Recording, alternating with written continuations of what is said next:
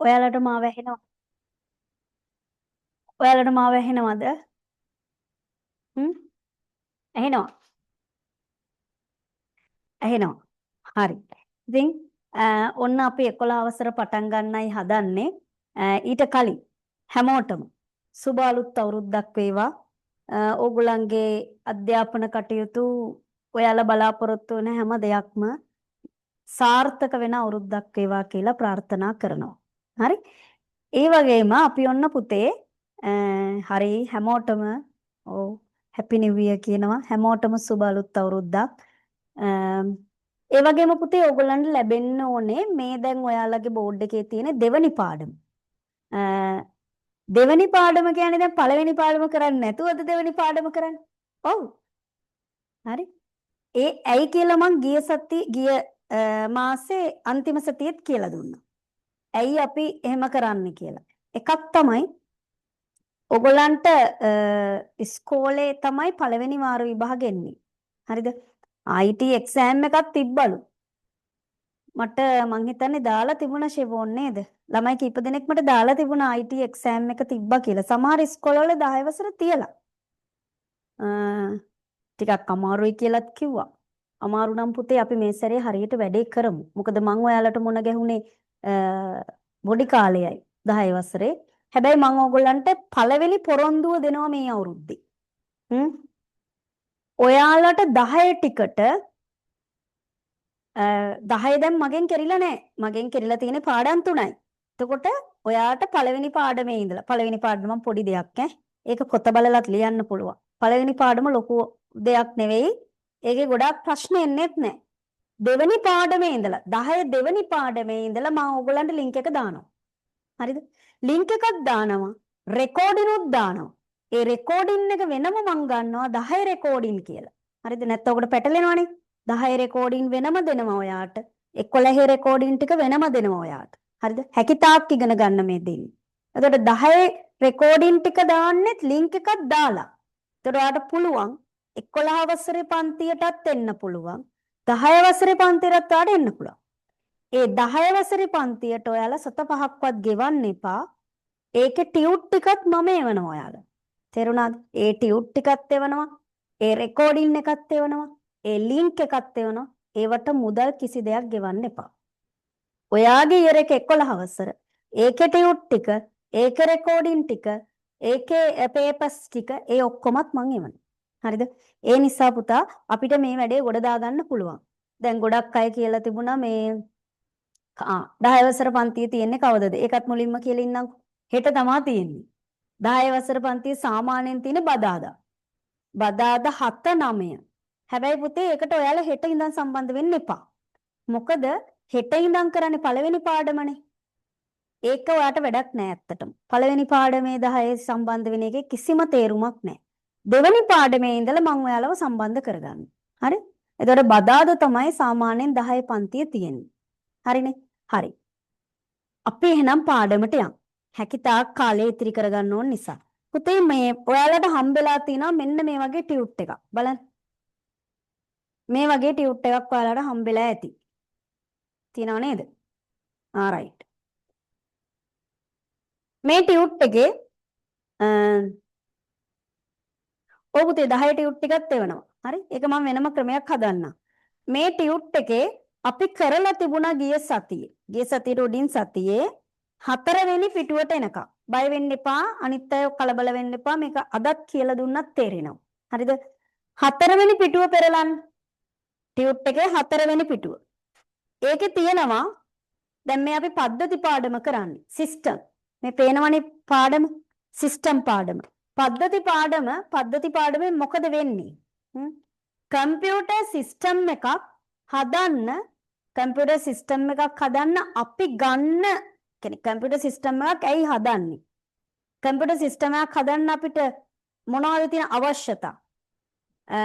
ඒකෙන් අපි ලබා ගන්න දේ මොනවද? මෙන්න මේවා තමයි පුතා මේ තොරතුරු පද්ධති සංවර්ධන ක්‍රියාවලිය කියන එකෙන් වෙන්නේ. හරිද? එතකොට මේ කම්පියුටර් සිස්ටම් එකක් හදන ආකාරය මේකේ කියලා දෙන්නේ. හරිද?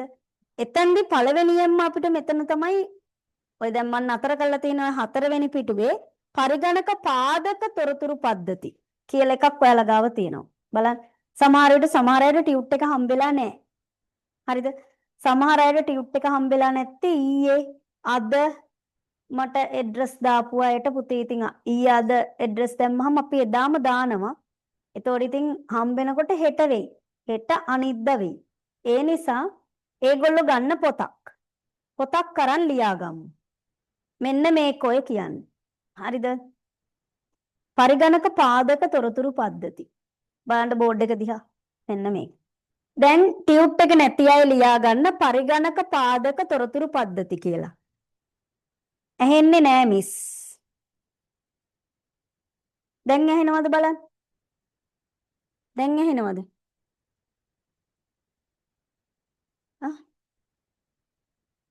අහුණා නේද? අවුලක් නෑ නේ. හරි. දැන් ඇහෙනවද බලන්න පුතේ? අනිත් අයට ඇහෙනවද? අනිත් අයට ඇහෙනවද පුතේ? මට චුට්ටක් ටක් ගාලා දාන්න දැන් ඇහෙනවද කියලා? ඇහෙනවා. හරි. හරි. පුතේ ඕගොල්ලෝ ලියා කියන්නේ ටියුට් එක තියන අය ලියන්න එපා. ටියුට් එක නැති අය ලියන්න මාතෘකාව පරිගණක පාදක තොරතුරු පද්ධති. මොකද්ද මේ පරිගණක පාදක තොරතුරු පද්ධතියක් කියන්නේ? ඕන් අහගන්න. පරිගණක පාදක තොරතුරු පද්ධතියක් කියන්නේ පරිගණකයෙන් වැඩ කරන තොරතුරු පද්ධතියක්. පරිගණකයෙන් වැඩ කරන තොරතුරු පද්ධතියක්. මේකට කියනවා පරිගණක පාදක තොරතුරු පද්ධතියක්. ඒ කියන්නේ අපි ඔය ෆුඩ් සිටි වලට ගියාම ක්ලාස් වලට ගියාම දැන් ෆිසිකල් ක්ලාස් වල කාඩ් මාක් කරනවනේ. ඒවයි ඊළඟට ලයිබ්‍රරි වල මේ වගේ මේ කම්පියුටර් බේස් සිස්ටම් තියෙනවා. මෙන්න මේවටයි පරිගණක පාදක තොරතුරු පද්ධති කියලා කියන්නේ. හරි? එතකොට මේ වගේ තොරතුරු පද්ධතියක් අඳුනගමු අපි. එයාට කියනවා මේකේ පරිගණක ආශ්‍රයෙන් දත්ත තොරතුරු බවට පත් කරන පද්ධතියක් පරිගණක පාදක තොරතුරු පද්ධතියක් ලෙස හැඳින්වෙනවා. හරි? නම් පරිගණක ආශ්‍රයෙන් දත්ත තොරතුරු බවට පත් කරන පද්ධතියක් තොරතුරු පද්ධතියක් පරිගණක පාදක තොරතුරු පද්ධතියක් කියලා. හරිද? හරි. ලියාගමුකෝ පුතේ. ලියමු. ලියන්න පරිගණක ආශ්‍රයෙන් පරිගණක පාදක තොරතුරු පද්ධති යටතේ ලියන්න පරිගණක ආශ්‍රයෙන්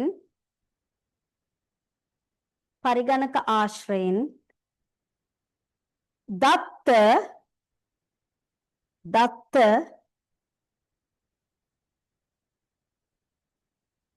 පරිගණක ආශ්‍රයෙන් දත්ත තොරතුරු බවට පත් කරන පද්ධතියක්.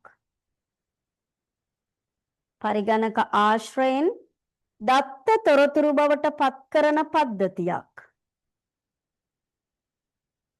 දත්ත තොරතුරු බවට පත් කරන පද්ධතියක්. පරිගණක ආශ්‍රයෙන් දත්ත තොරතුරු බවට පත් කරන පද්ධතියක් පරිගණක පාදක තොරතුරු පද්ධතියක් ලෙස හැඳින්වේ. පරිගණක පාදක තොරතුරු පද්ධතියක් ලෙස හැඳින්වේ. පරිගණක පාදක තොරතුරු පද්ධතියක් ලෙස හැඳින්වේ.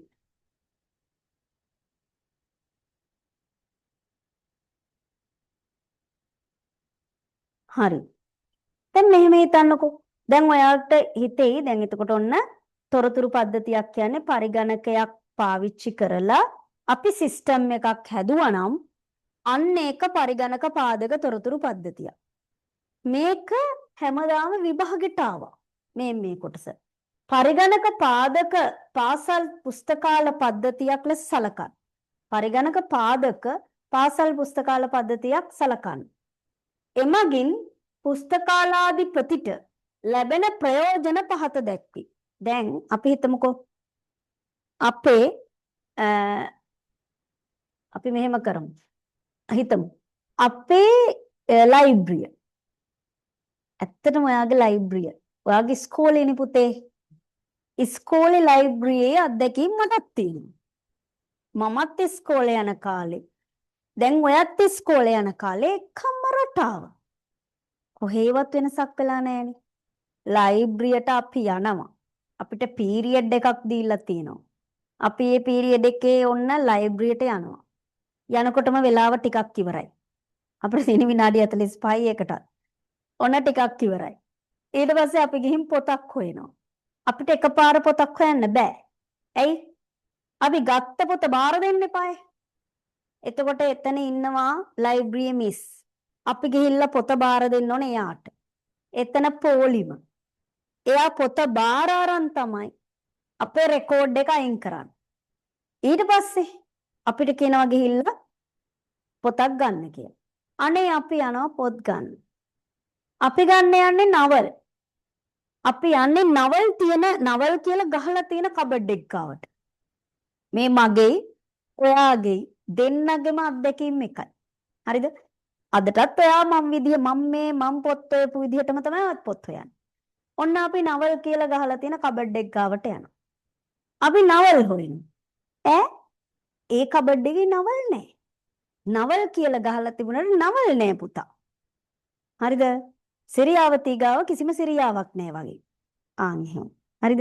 එතකොට නවල් නැහැ. ඒකේ තියෙන්නේ ඉංග්‍රීසි පොත්, සාහිත්‍ය පොත් වෙන ඒවා තියෙනවා. ඊට පස්සේ ඉංග්‍රීසි පොත් එතනට ගියාම එතන තියෙනවා නවල්. ඉතිහාසයේ ගොඩේ තියෙනවා නවල්. මොකක්ද ඒ වෙලා තියෙන්නේ? අපේ ළමයින්ට පොත ගිහිල්ලා තියන්න කිව්වහම අපේ ළමයි ඉතින් බලලා ඉවරයි. ඒකනේ අපේ අයගේ හැටි. ඒ පොත බලලා ඉවරයි. දැන් වැඩක් නැහැ. එක අතට අහු වෙච්ච තැනකින් දාලා යනවා. ඊළඟට එන එක්කෙනා තව ටිකක් ජම්බල් කරනවා. ඊළඟට එක්කෙනා තව ටිකක් ජම්බල් කරනවා. දැන් ඇත්තටම ලයිබ්‍රරි එකක් නෙවෙයි. පිසං කොටුවක්. ඇයි? ඔක්කොම පොත් කලවම් වෙලා හොයන්න බෑ. හරිද? අපිට හොයාගන්නත් බෑ. අපි හොයන්න ගියාම තව ටිකක් මේක අවුල් වෙනවා. ඊට පස්සේ බෙල්ලෙක් ගහනවා. බෙල්ලෙක් ගහම මොකද කරන්නේ? ඔන්න මං කරපු වැඩේම අයත් කරනවා. ආයේ දෙකක් නැහැ. හරිද? අතට අහුවෙච්ච පොතක් ගත්තා. අර මිස්ට දුන්නා. ඒකට ටක් ගාලා මාක් කරගත්තා. ගියා. බැලුවාම ජීවිතේට බලන්න කැමති නැති පොතක් තමයි අරන් තියෙන්නේ. ඒක බලන්නේ. ඒක ගෙදර අර සති දෙකක් විතර තියාගෙන ඉඳලා ආපහු ගෙනත් දෙනවා. ආසාවෙන් ගත්ත පොතක් නෙවෙයිනේ. ගන්න ඕන නිසා ගත්ත පොතක්. හරි? ඕක බලන්න පුතේ අපිට වෙන වැඩේ. ඇත්තටම අපේ ලයිබ්‍රරි සංස්කෘතිය ඕක.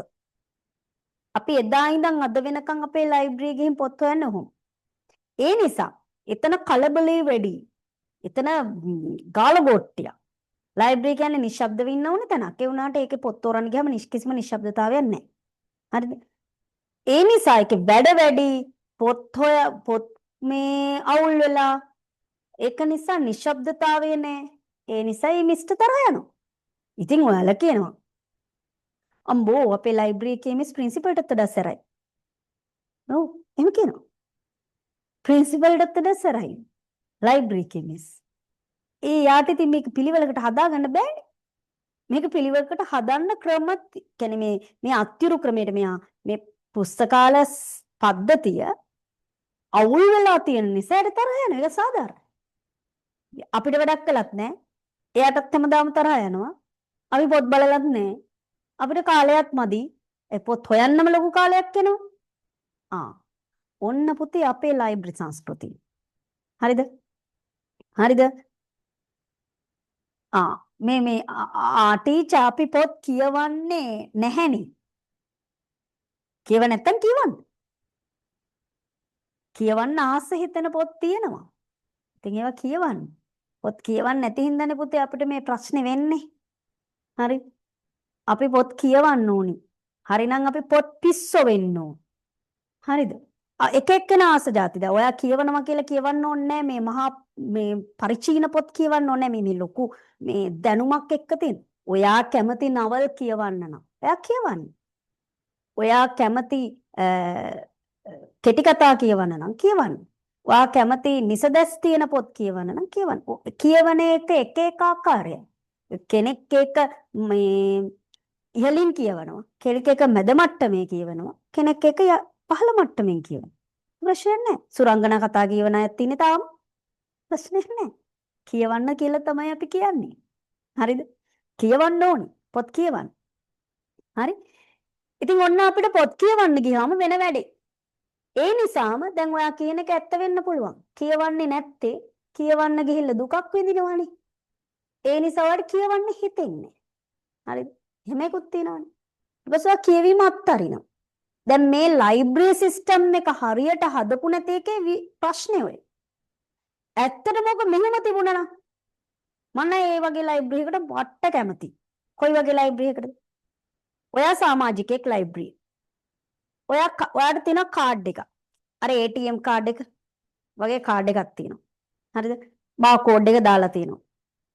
ඔයා ගිහිල්ලා ලයිබ්‍රරි එකට ඒ කාඩ් එක දෙනවා. දුන්නාම ඔයා කාඩ් එක එයාලා රීඩ් කරනවා. රීඩ් කරාම සිස්ටම් එකට වැටෙනවා ඔයා සමාජිකයෙක්. ඔයාගේ නම වැටෙනවා. ඔයා ගත්ත පොත් ලිස්ට් එක වැටෙනවා. ගත්ත එක ඒවා. ඔයා මොකක් හරි පොතක් අරන් තියෙනවා නම් එයා කියනවා ඔයා මෙහෙම පොතක් අරන් තියෙනවා. සිස්ටම් එකේ පෙන්නන්න. ඔව් අරන් තියෙනවා. ඒ පොත ඔයා ගෙනාවද අද බාර දෙන්න ඕන. ඇත්තටම අද බාර දෙන දවස්. ඔව් මං ගෙනාවා. එහෙනම් අර අපිට ඉස්කෝලේ ලයිබ්‍රරි කියන්නේ ගිහින් පොත මේ මොකෙන්ද කබඩ් එකෙන් තියන්න කියලානේ. මම දන්නේ නැහැ ඔයගලන්ට කොහොමද කියලා. අපේ කාලේ නම් එහෙම තමයි. අපිම ගිහින් තමයි කබඩ් එකෙන් තියන්න ඕන. කබඩ් එකෙන් තියන්න දෙන්නේ නැහැ. ඒක කවුන්ටරේට බාර ගන්නවා. ඒ පොත කවුන්ටරේට බාර ගන්නවා. ඊට පස්සේ අපේ රෙකෝඩ් එක රිලීස් කරනවා. දැන් අපි පොතක් ගත්තේ නැහැ. හරි? ඊට පස්සේ අපිව ගෙනියනවා අපිට කියනවා ඔයාලට පොතක් ගන්න ඕනේද? ඔව් කියලා මම කියනවා. එතකොට එයා මොකද කරන්නේ? ඔයා ගන්න පොත මොකද්ද? දැන් මට අයිඩියා එකක් නැහැ.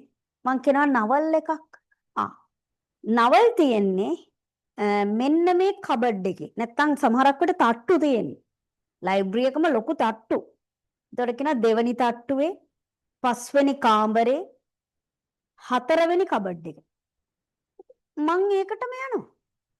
ගියා මට ඕන නවල් නම් ඒකේ තියෙන ඔක්කොම නවල් විතරයි. ඊට පස්සේ මා එකකින් මට ඕන හොඳටම තෝරගෙන මම පහලට එනවා. ඇවිල්ලා කවුන්ටරේට පොතයි මගේ කාඩ් එකයි දෙකම දෙනවා. දුන්නාම යාළුවා කාඩ් එක බාර් එක අල්ලලා ඒ පොතේ නම ගහලා ඒකේ කෝඩ් එකක් තියෙන ඒ කෝඩ් එක මට කනෙක්ට් කරා. එතකොට අන්න මම ඒ පොත ගත්තා. හරිද?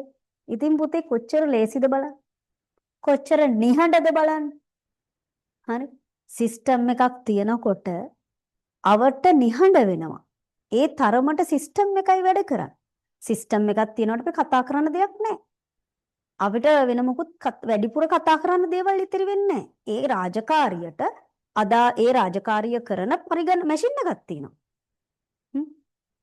නේ? අපි මොකුත් කතා කරන්න දෙයක් නැහැ. හරි නිහඬයි, හරි පිළිවෙලයි. අර පොත් එහෙම උනේ නැහැ. කවුන්ටරේ ඉන්න අයට තරහ යන්නේ නැහැ. හරි? එතකොට අපි ටග් ගාලා පොත තෝරගත්තා. ටග් ගාලා පොත හොයාගත්තා. ඉතින් මේවා තමයි වාසි. එතකොට මේ අහන්නේ අපිට වෙන වාසියයි අපිට මේක ලියන්න තියෙනවා යාට. ළමයාට වෙන වාසිය. පුස්තකාලයක් පරිගණකගත කිරීමෙන් පුස්තකාලාදී ප්‍රතික ලැබෙන වාසි. හරිද? දෙපැත්තම හිතන්න ඕන. සිසුවාට ලැබෙන වාසි. පුස්තකාලයක් පරිගණකගත කිරීමෙන් අපට ළමයෙක් විදිහට ඔයාට ලැබෙන වාසියක් තමයි ඉක්මනින් පොතක් හොයා ගැනීමට හැකිවීම. ඊළඟ දඩමුද. බලන්න ඒක ලස්සනට කනෙක්ට් වෙනවනේ දඩමුද. එක එක්කෙනාට හිතුණු විදිහට දඩමුදල් ගන්න බෑ. ඔයාගේ පොත සතියක් පරක්කුයි නේද? දෙන්න 500ක්. එහෙම කිව්වම අනේ ඔයා දීලා යනවා. ඔයා ඇහුවේ නෑනේ. ඇයි මේකට 500ක් දවසක් පරක්කු වුණාම කීයද? මුකුත් ඇහුවේ නෑ දීලා ගියා. එහෙම නෑ. සිස්ටම් කළාම හැමෝටම ඒ දවස් ගානට දවසට රුපියල් 10 නම් ඒක සිස්ටම් එකෙන් පෙන්නනවා. ඔන්න ඔයා දවස් 5ක් පොත පරක්කුයි. එහෙනම් 10 5න් වැඩි කරලා ඔයා පොත බාර දෙන්න එනකොට සිස්ටම් එකේ පෙන්නනවා මෙන්න දඩ මුදල. උතුරාට තියෙන එක ගෙවන්න. ඒ රිසිට් එකකුත් කැඩෙනවා. රිසිට් එකක් කැඩෙනවා කියන්නේම ඒ දඩ මුදල හරි ස්ථානයට යනවා කියන එක. දඩ මුදල් දැන් අපි එකනේ දැන් ඔය සිස්ටම් වෙන්නේ. දඩ ගෙව්වට වැඩක් නැත්තම් දඩ මුදල යන්නේ අදාළයි දඩ අය කරගන්න අයගෙත් අතට නෙමෙයි අතරමැදියෝ අතට නම් ඉතින් අපි දඩ ගෙවන්නේ දඩ ගෙවන එකේ තේරුම නැහැ. සිස්ටම් කරන්න කියන්නේ ඒකයි. ඒතර සිස්ටම් ඔන්න අපිට ලැබෙන තව වාසියක්. නිවැරදි දඩ මුදල ගණනය වීම. ඊළඟට පොතක් සොයා ගැනීම පහසු වීම. පොත බාර දීම පහසු වීම. පොත බාර දෙන කාර්යයක් පහසුයි. එක එක්කෙනා ගාව පෝලිං වල ඉන්න ඕනේ නැහැ. ටක් ගාලා සිස්ටම් එකට ගියා බාර දුන්නා. පොතක් බැහැර ගැනීම පහසු වීම. බැහැර ගැනීම කියන්නේ පොතක් අරගෙන යන එක. පැහැර ගැනීම නෙමෙයි බැහැර ගැනීම. හරිද? පොතක් බැහැර ගැනීමේ කාර්යය පහසු වීම. හරිද? ඒ ඔන්න ඕව පුතේ ළමයෙකුට ලැබෙන වාසි. කාලය ඉතිරි වීම. හරිද? පුස්තකාලාධිපතිට ලැබෙන වාසි මොකද්ද? පුස්තකාලාධිපතිටත් ලැබෙන වාසිය. එයාට තරහ යන්නේ නැහැ. එයාට තරහ යන්නේ මොකද? සිස්ටම් එක එයාට මාර විදියට සපෝට් කරනවා. එයාට පොතක් අපි අහනවා. මේ මිස් මෙන්න මේ පොත තියෙනවද? මොන පොතද පුතේ? ගම්පෙරළිය පොත. ඉනි චුට්ටක් ගම්පෙරළිය කියලා ටයිප් කරනවා. හරි. ගම්පෙරළිය කියලා ටයිප් කරා. දැන් ගම් කියලා ගහනකොටම පෙරළිය එන්න පුළුවන්. හරිද? ඒ කියන්නේ ගම් G අකුරෙන් database එක හදලා තියෙන්නේ. එතකොට G ගම් කියලා ගහනකොටම ටක් ගාලා පෙන්නනවා ගම්පෙරළිය. කියලා ඒ අකුරු වලින් තියෙන පොත් ටික පෙන්නනවා. පොත ඉස්සරහින් පොත ඉස්සරහින් වැටෙනවා පිටපත් තියෙන ප්‍රමාණය. දැන් ලයිබ්‍රරි පිටපත් තියෙන ප්‍රමාණය. පිටපත් දෙකක් තියෙනවා. අන්න ටක් ගාලා එයා බලලා කියනවා. සිස්ටම් එක බලලා එයා කියන්නේ. ඔව් ගම්පෙරළිය පොත තියෙනවා. පිටපත් දෙකක් තියෙනවා. හරි ලේසියිනේ යාට පොත හොයන්න. ඔයා නිකන් ගිහින් බලන්න ඔයාගේ ලයිබ්‍රරියේ ටීචර්ට කියන්න බලන්න මිස්ට කියන්න. මිස් මේ ගම්පෙරළිය පොත තියෙනවද? ළමයෝ ගිහින් හොයාගන්න. ඔයා ගිහිල්ලා හොයාගන්න ඕනේ. තියෙනවද නැද්ද කියලාවත් එයාට බෑනේ බලලා කියන්න බෑ. රෙකෝඩ් එක තියෙන පොතේ. එතකොට ඒක තියෙනවද නැද්ද කියලා එයාට මතක නැහැ. මතක නැති හින්දා තමයි සිස්ටම් එකෙන් බලලා කියන්නේ. සිස්ටම් එකක් තිබුණා නම් ආයේ මතකද නැද්ද අහන්න දෙයක් නැහැ. හරිද? අන්න එහෙනම් ඒක පුස්තකාලාධිපතිට ලැබෙන වාසියක්. හරි. ලියමුකෝ. ලියන ගමන් කතා කරමු. ලියන්න පාසල් පාදක පරිගණක පාදක පාසල් පුස්තකාලය සලකන්න කියලා තියෙනවානේ. ඒකේ පුස්තකාලය පරිගණකගත වීමෙන් පුස්තකාලාධිපතිට ලැබෙන ප්‍රයෝජන. මෙන්න මේක මෙන්න මේ ටික ඔය කියන්නේ. ටියුට් එක නැති අය මේක ලියා ගන්න. පරිගණක පාදක පාසල් පුස්තකාල පද්ධතිය සලකන්න. එමගින් පුස්තකාලාධිපති ලැබෙන ප්‍රයෝජන පහත දැක්වේ කියලා. 1.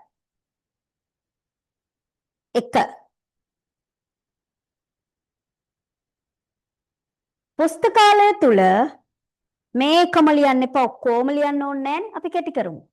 පුස්තකාලය තුල යම් පොතක්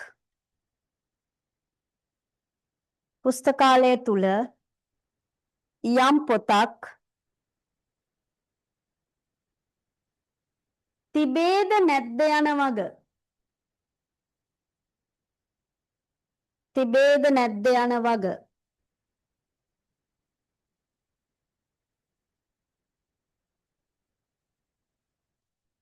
නිර්ණය කරගත හැකි වීම.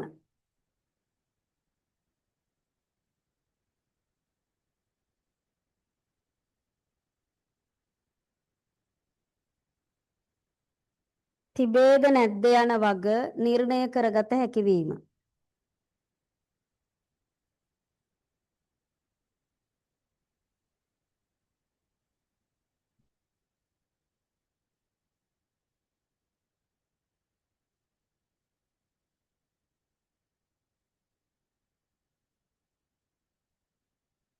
තිබේද නැද්ද යන වග නිර්ණය කරගත හැකි වීම.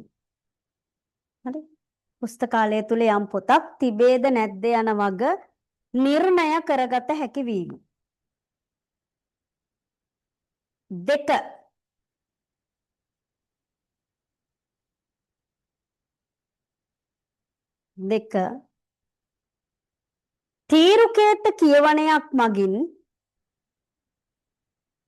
තීරුකේත කියවනයක් මගින්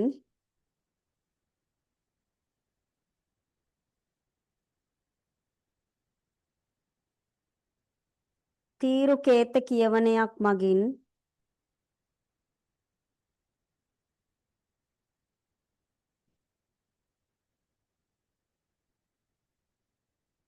පොත් බාර ගැනීම පොත් බාර ගැනීම බැහැර දීම බැහැර දීම පොත් බාර ගැනීම බැහැර දීම පහසුවෙන් කළ හැකි වීම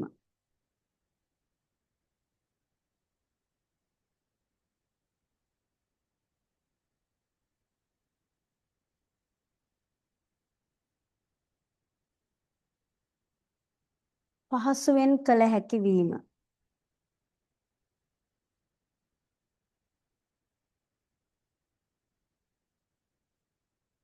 3 පොත් සඳහා තුන්වෙනි කාරණේ මට යකිමින් කියන්න පුතේ වේගෙ වැඩි කරන්න ඕන නම් කියන්න පොත් සඳහා ප්‍රමාද ගාස්තු නැත්නම් දඩ මුදල් දෙකම හරි පොත් සඳහා ප්‍රමාද ගාස්තු ස්වයංක්‍රීයව ගණනය කරගත හැකි වීම පොත් සඳහා ප්‍රමාද ගාස්තු ස්වයංක්‍රීයව ගණනය කරගත හැකි වීම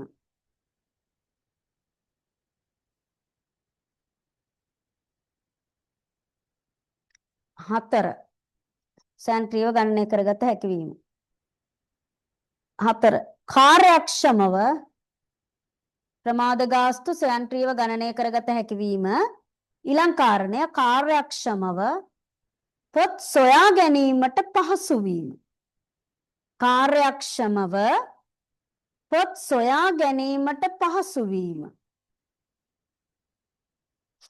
කාර්යක්ෂමව පොත් සොයා ගැනීමට පහසු වීම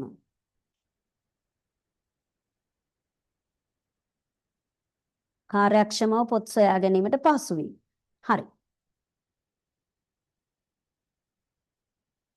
ඊළඟ කාරණේ පොත් බැහැර ගෙන යන්නන් පිළිබඳව පොත් බැහැර ගෙන යන්නන් පිළිබඳව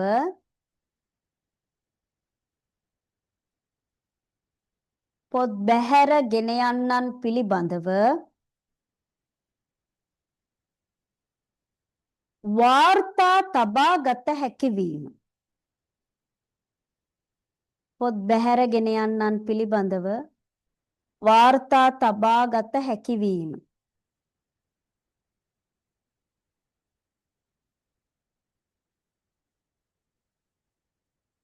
පොත් බැහැර ගෙන යන්නන් පිළිබඳව වාර්තා තබා ගත හැකි වීම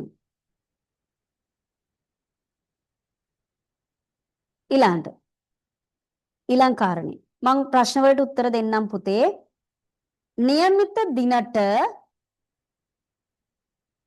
નિયમિત දිනට පොත් ආපසු ලබා නොදුන් નિયમિત දිනට පොත් ආපසු ලබා නොදුන් අය નિયમિત දිනට පොත් ආපසු ලබා නොදුන් අය ලැයිස්තුගත කිරීම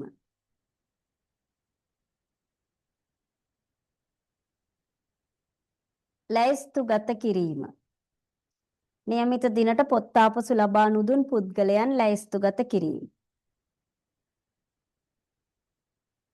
හරි ඊළඟ කාරණය નિયમિત දිනට පොත් ආපසු ලබා නොදුන් පුද්ගලයන් ලැයිස්තුගත කිරීම හරියටම ලියා ගන්න මේක මෙහෙම නෝට්ස් විදිහට දෙන්නේ නැහැ ඉස්කෝලේ හරි ලැයිස්තුගත කිරීම ඊළඟ කාරණය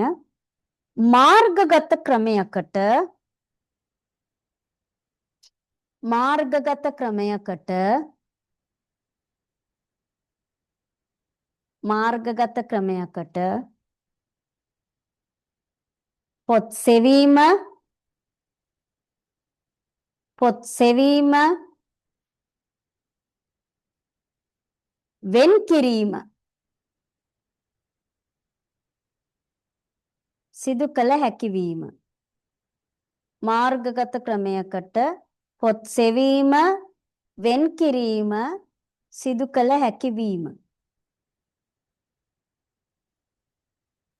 මාර්ගගත ක්‍රමයකට පොත් සෙවීම වෙන් කිරීම සිදු කළ හැකි වීම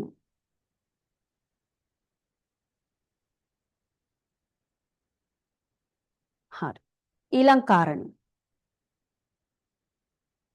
සමාජිකයන්ට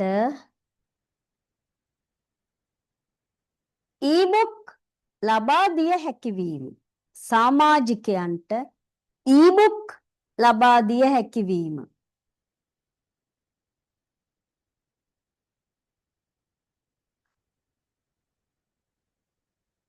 සමාජිකයන්ට ඊබුක් ලබා දිය හැකි වීම සමාජිකයන්ට ඊබුක් ලබා දිය හැකි වීම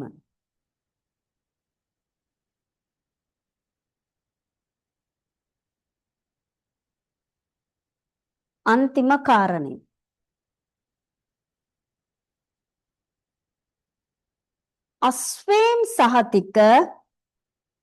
අස්වැම් සහතික ලබා දෙන අවස්ථාවලදී අස්වැම් සහතික ලබා දෙන අවස්ථාවලදී පුස්තකාල පොත් අස්වැම් සහතික ලබා දෙන අවස්ථාවලදී පුස්තකාල පොත් බාර දුන් නොදුන් බව බාර දුන් නොදුන් බව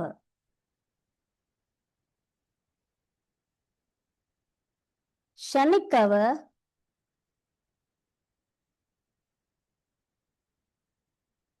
බාර දුන් නොදුන් බව ෂණිකව සහතික කරගත හැකි වීම බාර දුන් නොදුන් බව ෂණිකව සහතික කරගත හැකි වීම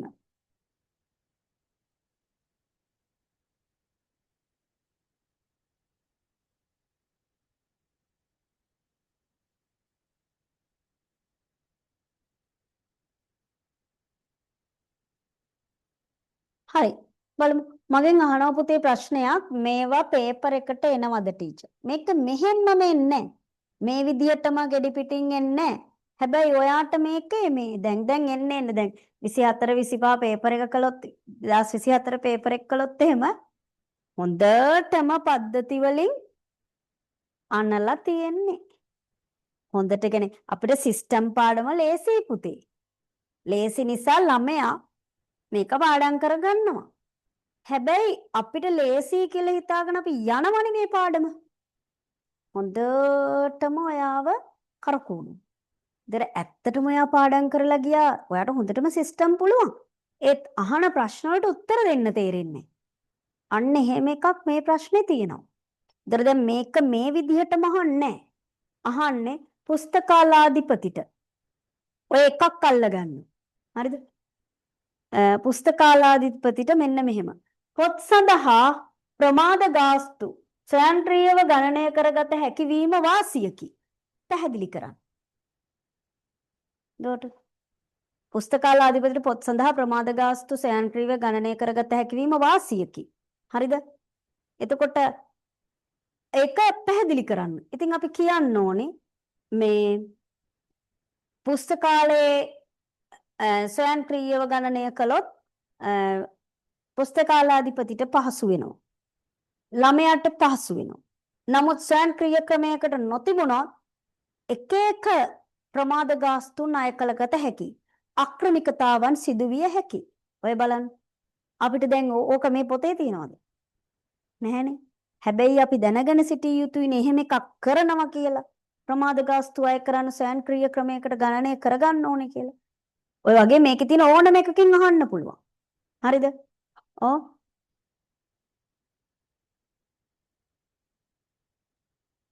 government to citizen ද. ඔව් ඉන්න මම බලන්නම් පුතේ. ඔයාගේ ප්‍රශ්නට උත්තර දෙන්නම් ඔහොම ඉන්න. හරි? හරි. මේ බලන්න. එතකොට මේක තියෙනවා තීරුකේත කියවනයක් මගින් පුස්තකාලයේ පොත් බාර ගැනීම. ඔව්. මම අර කිව්වේ ඒකයි. බාකෝඩ් එකක් බලලා බාකෝඩ් එක රීඩ් කරලා ඔයාගේ පොත බාර ගැනීම බැහැර දීම කරන්න පුළුවන්. ප්‍රමාද ගාස්තු ස්වයංක්‍රීයව අය කරගන්න පුළුවන්. කාර්යක්ෂම පොත් සොයන්න පහසු වෙනවා. එතකොට පුස්තකාලාධිපතියක ලේසියක්. හරිද? ටක් ගාලා අහපු පොත දෙනවා. මම ඉස්සෙල්ලා කිව්වා වගේ. ඊළඟට හිටපු ගමන් ඉල්ලනවා පුස්තකාලාධිපතිගෙන් මේ පොත් බැහැර ගෙනිච්චයි කී දෙනෙක්ද? කී දෙනෙක් මේ පොත් අරන් ගිහින් තියනවද මේ සතියේ? ඒක හරි ඉක්මනට ගණනය කරගන්න බෑ. හැබැයි සිස්ටම් තිබුණොත් ටක් ගාලා ගණනය කරලා කිව්ව හැකි. හරිද? ඊළඟට નિયમિત දිනට පොත් බාර නුදුන්න අය කවුද? ඒකට ඉක්මනින්ම ගණනය වෙනවා. මේ දැන් කියන්න පුළුවන්. හරිද? ඊළඟට ඔන්ලයින් වලින් පොත් වෙන් කරගන්න අවස්ථාව දෙන්න පුළුවන්. ඔන්ලයින් වලින් කොහොමද පොත් වෙන් කරන්නේ? දැන් ඔයා සිස්ටම් එකක නම් ඉන්නේ. දැන් හිතන්න. ඔයා ලයිබ්‍රරි එක සමාජිකයෙක්. හරිද? ඔයාට පොතක් ගන්න යන්න බෑ. හැබැයි ඔයාට හිතෙනවා ඉක්මනින් මේ පොත නැති වෙයි කියලා. ඉක්මනින් මේ පොත අනිත් අය ගනී කියලා. ඒ නිසා ඔයා මේ ලයිබ්‍රරි එකේ සයිට් එකට ගිහිල්ලා සයිට් එකෙන් පොත රිසීව් කරනවා. ඒ කියන්නේ ඔයා ඒ පොත වෙන් කරනවා. එතකොට ඒගොල්ලෝ පොත අයින් කරලා තියෙනවා. හැබැයි සිස්ටම් එකෙන් වෙන් කරන්න. එක දිනයක් තියෙනවා. ඒ දිනේ වෙනකන් ඒගොල්ලෝ අරන් තියා ගන්නවා. ඊට ඔයාට ගිහින් ගන්න පුළුවන්. හරිද? මෙන්න පොත් වෙන් කිරීම. පොත් සෙවීම කරන්න පුළුවන්. ලයිබ්‍රරි එකට ඇවිල්ලාම ගන්න දෙයක් නැහැ. සයිට් එකට ගියාම ලයිබ්‍රරි එක පෙන්නනවා. ඒසත් තියනවද නැද්ද කියලා හොයන්න පුළුවන්. ඊළඟට ඊ-පොත් කිරීම, ඊ-බුක්. ඔයාට පොතක් බලන්න ඕන නම් ඉන්ටර්නෙට් එක හරහා බලන්න පුළුවන්. සයිට් එකට ගියා බැලුවා. ඒ ඔයා බලන්නේ මේ මැෂිමෙන් ෆෝන් එකේ ඒක ඊ-බුක්. හරිද? ඊළඟට වැදගත්ම කාරණේ අස්සීන් සහතිකේ. දැන් මමත් අස්සීන් සහතික අරන් තියෙනවා. ඔයත් අරන් ඇති. හරිද? අස්සීන් සහතිකේ ගන්න ගියාම අපිට එක දවසෙම දවස් 3-4ක් යන්න වෙනවා. ඇයි? අස්සීන් සහතිකේ ලේඛනය දෙන්න ඕනේ. ඊළඟ දවසේ කියලා ලයිබ්‍රරි එකේ මිස්කෙන් අපි පොත් බාර දුන්නද කියලා බලන්න ඕනේ. පොත් බාර දීලා නැත්නම් අස්සීම දෙන්නේ නැහැ. ඔන්න ඔය මතක තියාගන්න. බැරි වෙලාවත් ඔයාටින් පොත නැති වුණා නම් ඒකට ගෙවන්න ඕන. ඒ ගෙවලා ඔක්කොම ඉවරුනහමයි දෙන්නේ. ඉතින් ඔය විදිහට රස්තියද වෙන්න එපා. මේකෙදි එහෙම නැහැ. සිස්ටම් එකක් තියෙනවා නම් ලයිබ්‍රරි එකට යන්න ඕනේ සයින් එක දාගන්න. ඔෆිස් එකෙන්ම ඔයාගේ ඇතුළත් වීමේ අංකයට ඔයා පොත් අරන් තියනවාද ඒක බාර දීලා නැද්ද කියලා සිස්ටම් බේස් වෙනවා. සිස්ටම් එකේ එනවා. ඒක ටක් ගාලා ඔයාගේ පොත් ඔයා පොත් බාර දීලා නම් ලයිබ්‍රරි එකට යවන්න ඕනේ නැහැ ඔයාව. එතනින්ම සයින් එක දැම්ම හැකියි. අනේ ෂණිකව සහතික කරගැනීමේ හැකියාව තියෙනවා. ඔන්න ඕවා පුස්තකාලාධිපතිට ලැබෙන වාසි. හරිද? එයා සයින් කරන්න ඕනේ නැහැ. ඔෆිස් එකෙන් ඒකේ සයින් එක දීලා එතනින් පිටත් කරනවා. ළමයා. හරිද? ඔන්න පුතේ මේ පුස්තකාලාධිපතිට ලැබෙන වාසි. ඊළඟ පෙරලන්න බලන්න 5 වෙනි පිටුව. හරි. ඕක නම් පුතේ මේ පොතේ නෑ. දැන් බලන්න ඕගොල්ලන්ගේ මාතෘකාව. පුස්තකාලයක් පරිගණකගත කිරීමෙන් සිසුවෙක් ලෙසට ඔබට ලැබෙන ප්‍රයෝජන 5ක්. දැන් මේක මේ අච්චු පොතේ නෑ. එතකොට ඔයාලා මගෙන් ඇහුවා නේද මේක එනවද කියලා. මෙන්න මේක අපේ ප්‍රශ්නයක්. විභාග ප්‍රශ්නයක්. එතකොට මාර ප්‍රශ්නයක් නේක. පොතේ නෑ පොතේ තිබුණේ පුස්තකාලාධිපතිට ලැබෙන ප්‍රයෝජන. ළමයාට ලැබෙන ප්‍රයෝජන ළමයා හිතලා ලියන්න ඕන. හරි? හරි. හිතලා ලියමු බලන්න. අපි ලියමු හිතලා. දැන් මම මේ වයින්ම ගන්න පුළුවන්. හරිද? ලියන්න 1. ඔන්න ඔයාට ලැබෙන වාසිය 1. ෂණිකව පොතක් සෙවීමේ පහසුව. ෂණිකව පොතක් සෙවීමේ පහසුව. ක්ෂණිකව පොතක් සෙවීමේ පහසුව.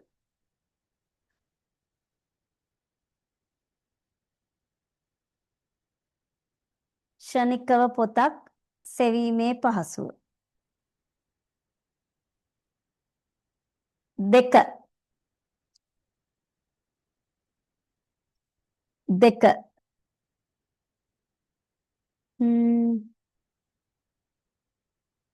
ක්ෂණිකව පොතක් සෙවීමේ පහසුව. දෙවෙනි කාරණය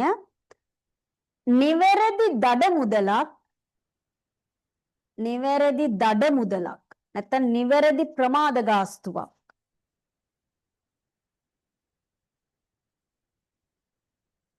අය කිරීම. නිවැරදි ප්‍රමාද ගාස්තුවක් අය කිරීම.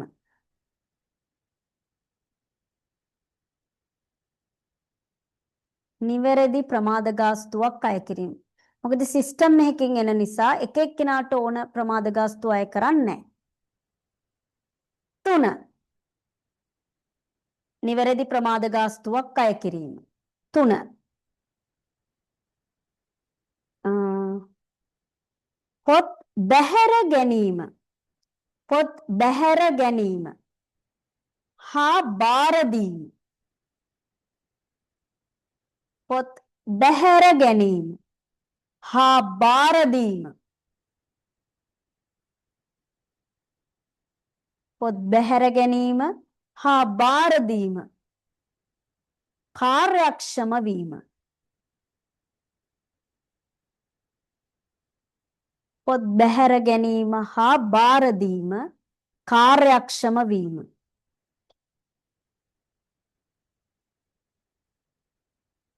පොත් බැහැර ගැනීම හා බාර දීම කාර්යක්ෂම වීම. ඊළඟ කාරණය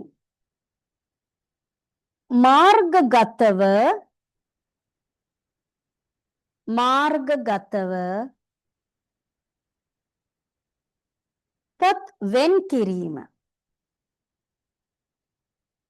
මාර්ගගතව පොත් වෙන් කිරීම.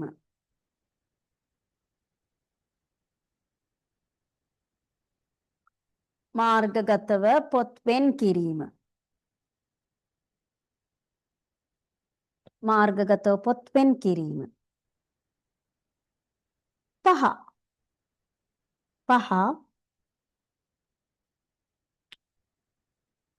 ඊබුක් කිරීමේ පහසුව. ඊබුක් කිරීමේ පහසුව.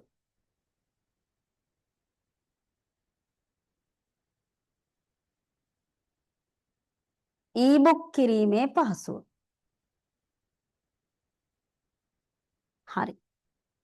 ඔන්න ඕව තමයි ළමයෙක් විදිහට ඔයාට ලැබෙන වාසි. හරිද? මං කිව්වනේ පුතේ මං ටිකක් අර පාඩමක් කරනකොට පේපරේ මේ දැන් මේ සැරේ වාර විභාගේ පේපරේ ලියපු සමහර අය ඉන්නවා. වාර විභාග පේපරේ අමාරුයි. දැන් ඔයාලට 24 O level පේපර් එක මම මේ දවස්වල කරා O level ළමයින්ට ඒක අමාරු.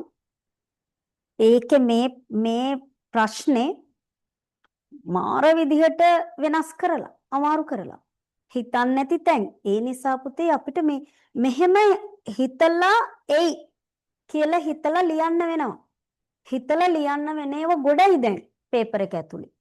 හරි. දැන් ඔයගොල්ලෝ මාත් එක්ක පේපර්ස් ඉස්සරහට කරනවානේ. එතකොට බලන්නකො මේ ඉගෙන ගත්ත ඒවමද තියෙන්නේ කියලා. ඉගෙන ගන්න තියෙන තියරිය අපි ඔළුවට දා ගන්නවා. හැබැයි ඒක මාර විදිහට සංකීර්ණ කරනවා ප්‍රශ්නවලදී. එතකොට අපි කියන්නේ ගුරුවරයා එතකොට කියන්නේ මොකක්ද දන්නවද?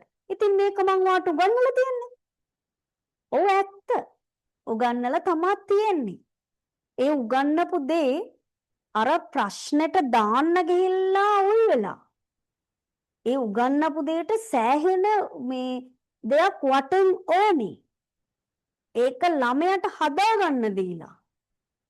බලන්නකො ඔයාලා මාත් එක්ක මේ පාඩමේ ප්‍රශ්න කරනකොට කොහොමද එන්නේ කියලා දැන්.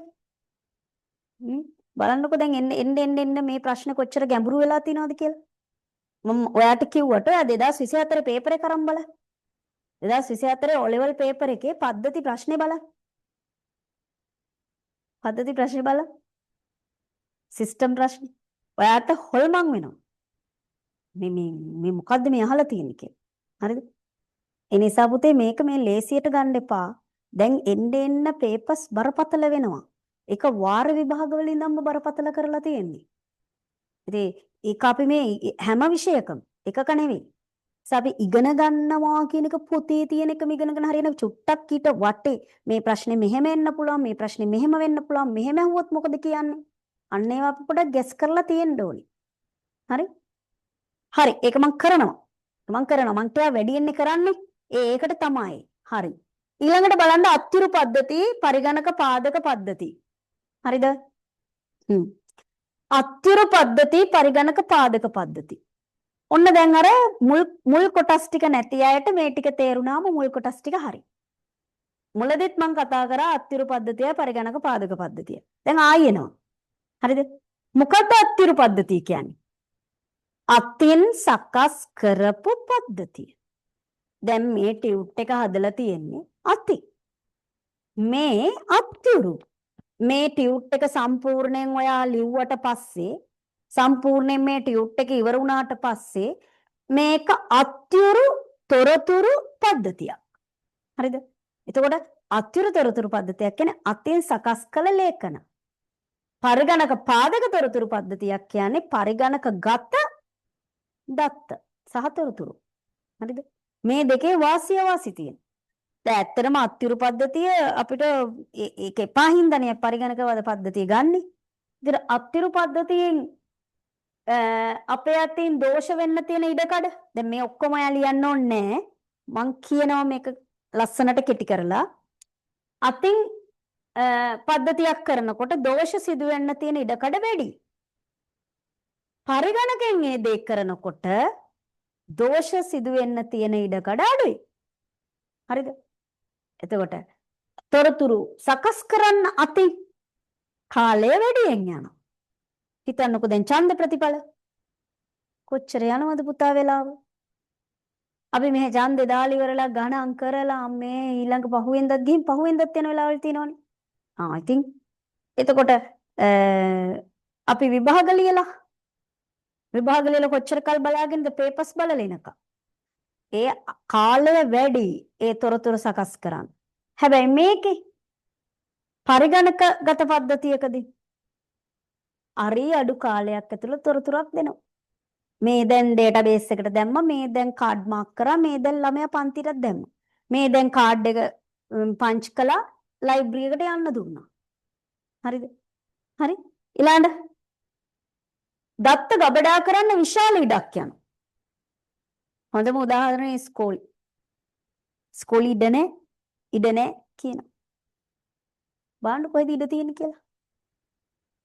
ඔයාලගේ ඉස්කෝලේ ළමයි සාමාන්‍යයෙන් ලොකු ඉස්කෝලෙක 6 වසරේ ඉඳන් තියෙන ඉස්කෝලෙක ළමයි 3000ක්වත් ඉන්නවා. ඉතින් ඒ 3000ගෙම ලේඛන ඔයාලා එක එක්කෙනාට ෆයිල් එකක් තියෙනවා. ඒ ෆයිල් 3000ක් ගබඩා කරන්න ඕනේ. 3000 විතරද? ඇයි අර අස්වෙලා ගියපු අස්වෙලාවත් නැති දැන් ඉස්කෝලෙන් අවුට් වෙච්ච අයගේ ඒ ලේඛන තියාගන්න එපා. ඒගොල්ලෝ ඇවිල්ලා ගෙනියනකම් ඒගොල්ලෝ මාර කබඩ් ගොඩක් ඕන අපරාධ ඉඩක් නේ පුතේ ඉඩ කියන්නේ එක පැත්තකින් ව්‍යාපාරයකට නම් සල්ලි ඒ ඉඩ රෙන්ට් කරන්න පුළුවන් ඒ ඉඩෙන් හම්බ කරන්න පුළුවන් ඒතකොට පාසලකට හම්බ කරන්න බෑ නමුත් ඒ ඉඩ ළමයෙකුට පන්ති කාමරයකට වෙන් කරන්න පුළුවන් ඉඩමදි කියනකොට කොහොමද ඒක කරන්න බෑ කබඩ් ඕනේ ළමයින්ගේ ඩේටා ෆයිල් තියාගන්න. ඒ වුණාට දැන් උන් අපේ ආයතනය ගත්තොත් අපේ ආයතනයේ ළමයින්ගේ කිසිම ළමයෙක්ගේ ෆයිල් එකක් අපි ළඟ නැහැ. තියාගන්න අවශ්‍ය නැහැ. ඒ සිස්ටම් නේ. අපි කරන්නේ ළමයා එනකොටම ළමයාගේ ඩේටා ටික මැෂින් එකට දාන එක.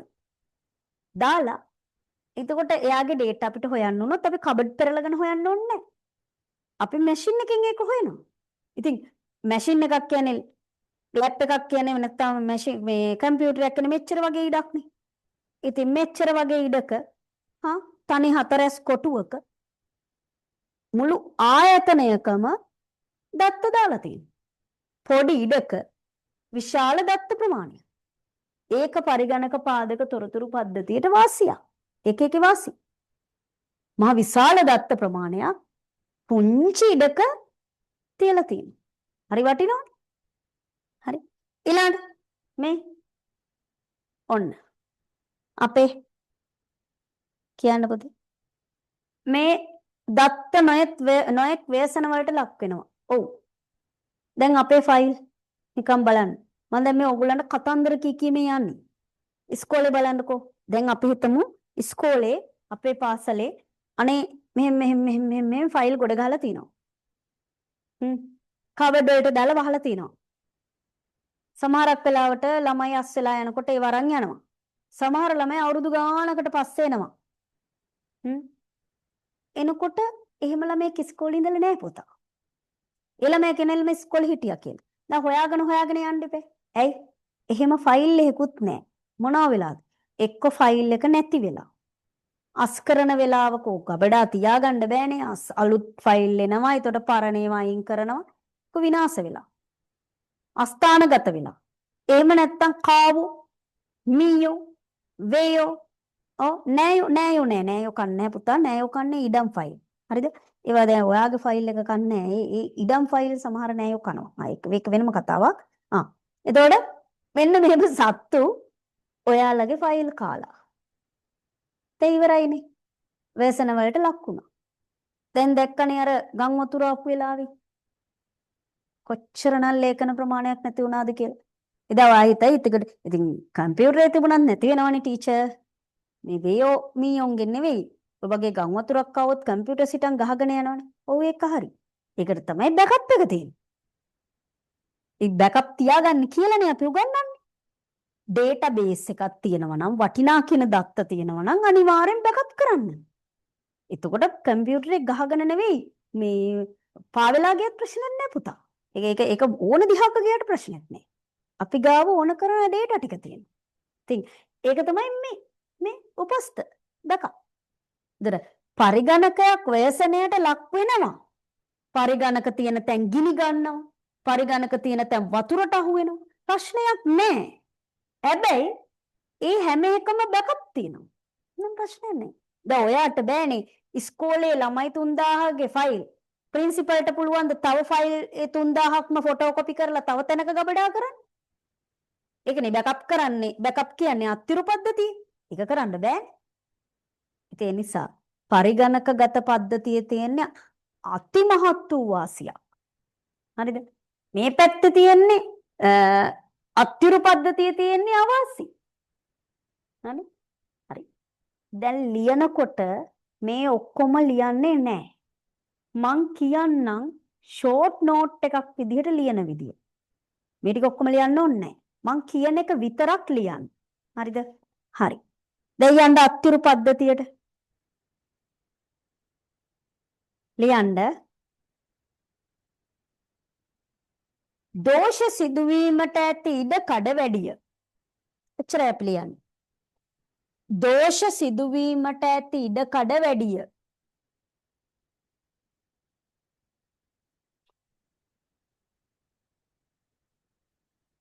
දෝෂ සිදුවීමට ඇති ඉඩ කඩ වැඩිය.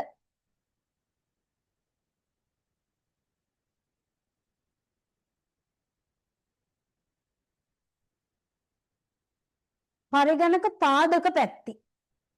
අනිත් පැත්තේ ලියන්න අරයා දෝෂ සිදුවීමට ඇති ඉඩකඩ වැඩිය. අරයා දෝෂ සිදුවීමට ඇති ඉඩකඩ අඩුය. අනිත් පැත්ත දෝෂ සිදුවීමට ඇති ඉඩකඩ අඩුය. දෝෂ සිදුවීමට ඇති ඉඩකඩ අඩුය.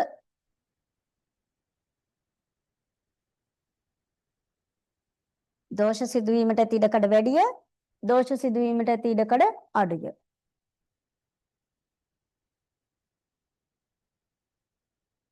ඊළඟ අත්තිරු පැත්තේ දෙක අත්තිරු පැත්තේ 2.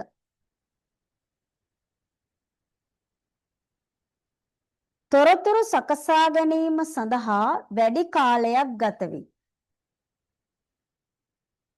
අත්තිරු පැත්තේ 2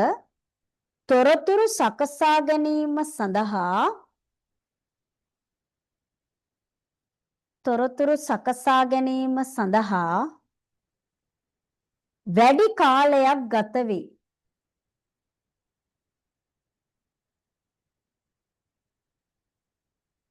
තොරතුරු සකසා ගැනීම සඳහා වැඩි කාලයක් ගත වේ.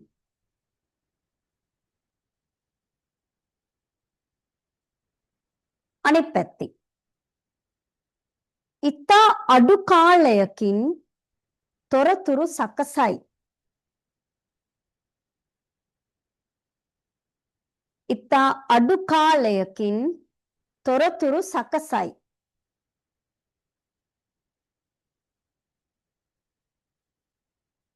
ඉතා අඩු කාලයකින් තොරතුරු සකසයි. අත්තිරු පැත්තේ 3. අත්තිරු පැත්තේ 3 වෙනි කාරණේ. විශාල ඉඩක් අත්තිරු පැත්තේ 3 විශාල ඉඩක් දත්ත ගබඩා කිරීමට.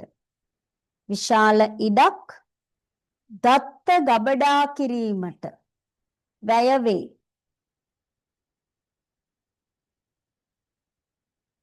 විශාල ඉඩක් දත්ත ගබඩා කිරීමට වැය වේ.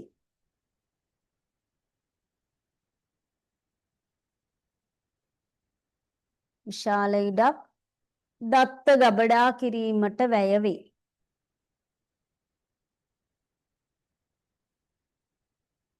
අනිත් පැත්තේ පරිගණක පාදක පැත්තේ ඉතා සුළු ඉඩක විශාල දත්ත ප්‍රමාණයක්. ඉතා සුළු ඉඩක විශාල දත්ත ප්‍රමාණයක් ගබඩා කරයි. ඉතා සුළු ඉඩක විශාල දත්ත ප්‍රමාණයක් ගබඩා කරයි.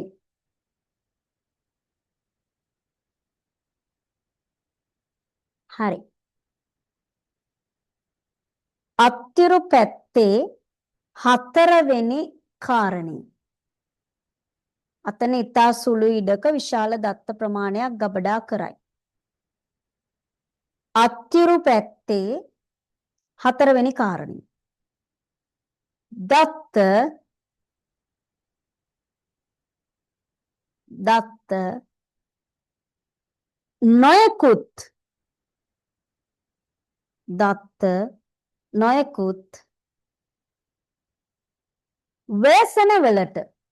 දත්ත නොයෙකුත් ව්‍යසනවලට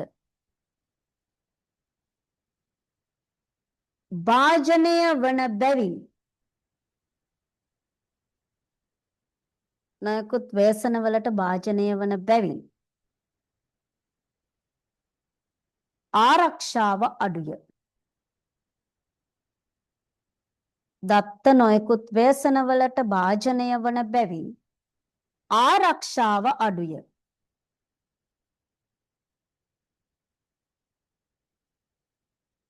පරිගණක පාදක පැත්තේ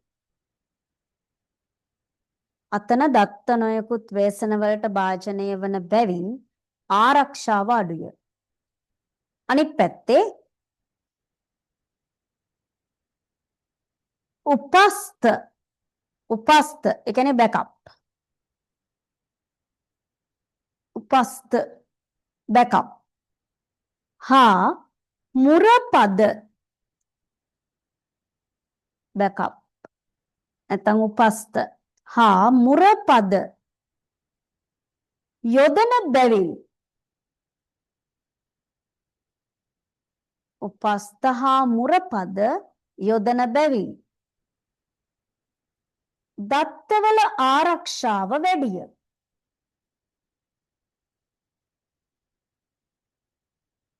දත්තවල ආරක්ෂාව වැඩිය.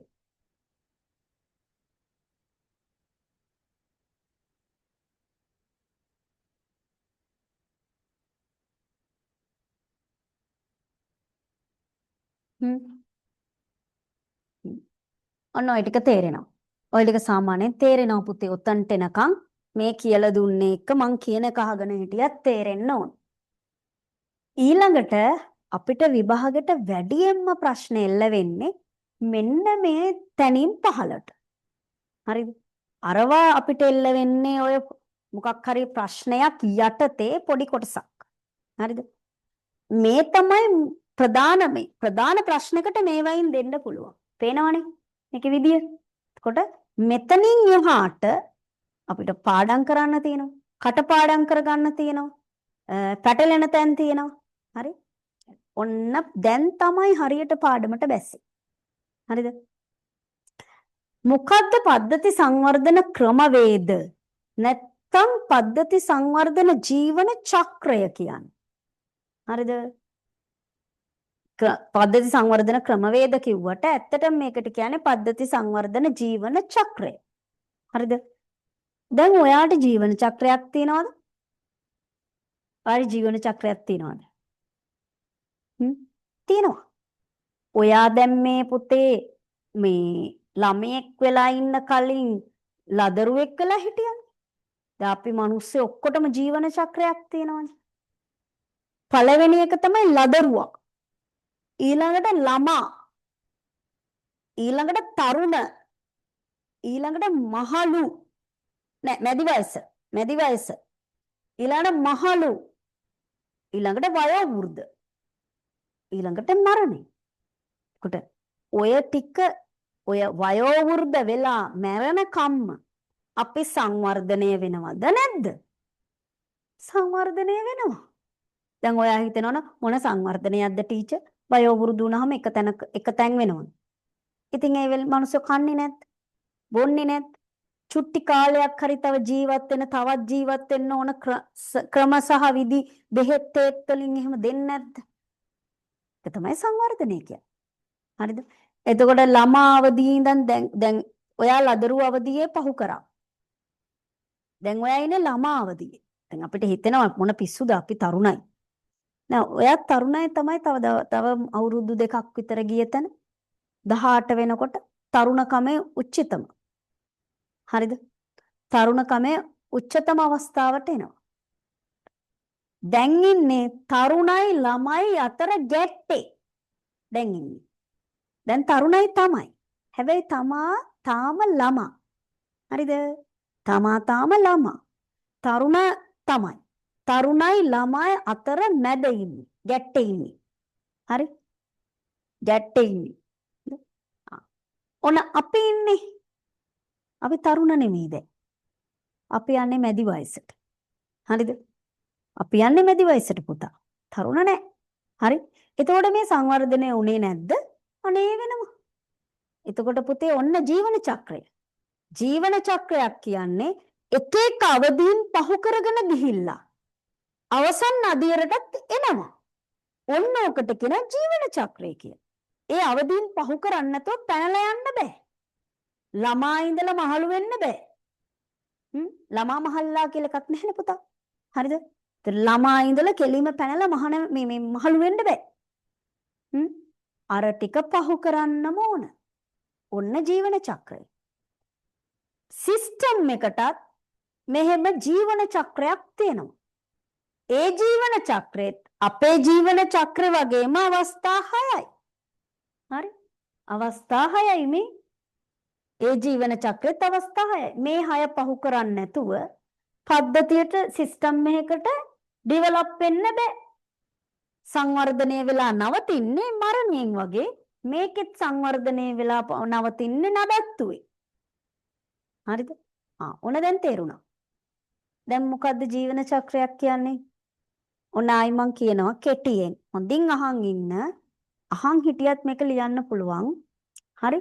ජීවන චක්‍රයක් කියන්නේ පද්ධතියක් සංවර්ධනය වෙලා අවසන් වෙනකන් ඒ පද්ධතිය තුල තියෙන පියවරයන් ටික.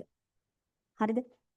පද්ධතියක් සංවර්ධනය වෙලා අවසන් වෙනකන් ඒ පද්ධතිය ඇතුලේ තියෙන පියවරයන් ටිකට කියනවා පද්ධති සංවර්ධන ජීවන චක්‍රය කියලා. හරිද? එතකොට ඒකේ අවදීන් කීයද? 6යි. මොනවද මේ අවදීන්? දැන් ඔයාට හිතේ මොනවද මේ අවදීන්? මොන බලන්න. මේක පාඩම් කරන්න ක්‍රමයේ කියලා දෙනවා. ඉංග්‍රීසියෙන් පාඩම් කරන්න ඕනේ නෑ පුති. දැන් ඔයාලා සිංහල මීඩියම් දරුවෝනේ.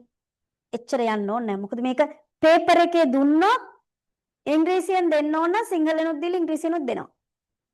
හරි? ඔයගොල්ලෝ ඉංග්‍රීසි මීඩියම් නෙමෙයිනේ. ඒ නිසා මේක සිංහල අර්ථයෙන් පාඩම් කරන්න. ඒගොල්ලෝ ඕන නම් පේපර් එකේ ඉංග්‍රීසි වලිනුත් දෙනවා. ඒක එච්චර ලොකු දෙයක් නෙවෙයි. මෙන්න මෙහෙම පාඩම් කරන්න ඕන. ජීවන චක්‍රයේ අවදීන් 6යි. 6 අනිවාර්යෙන් කටපාඩමේ තියාගන්න. එක අවශ්‍යතා හඳුනා ගැනීම. හරිද? පාඩම් කරද්දි විසඳුම් සැලසුම් කිරීම කියලා පාඩම් කරන්න එපා. කෙලින්ම සැලසුම් කිරීම. විසඳුම් අපිට දාගත්ත හැකිනේ. සැලසුම් කිරීම. 3 කේතකරණය. එච්චරයි.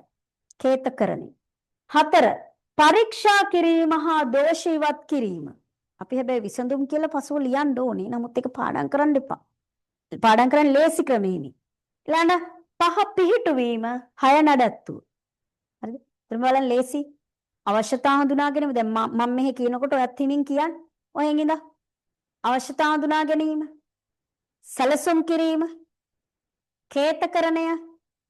පරීක්ෂා කිරීම හා දෝෂ ඉවත් කිරීම. පිහිටුවීම නඩත්තුව. ආයි කියමු. අවශ්‍යතා හඳුනා ගැනීම. සැලසුම් කිරීම. කේතකරණය. පරීක්ෂා කිරීම හා දෝෂ ඉවත් කිරීම. පිහිටුවීම නඩත්තුව. හරිද?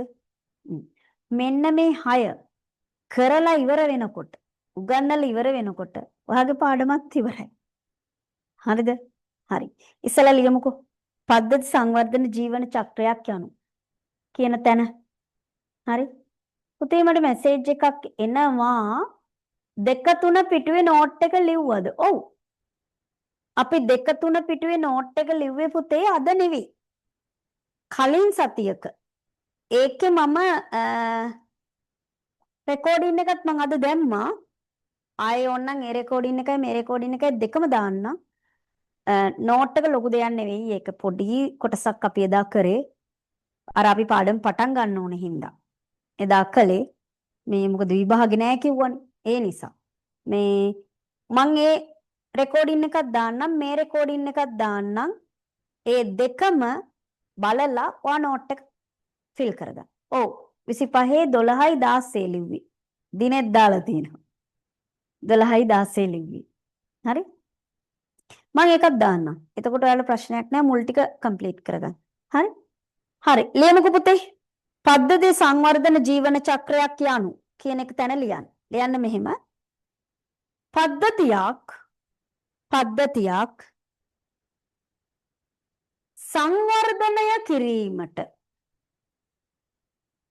පද්ධතියක් සංවර්ධනය කිරීමට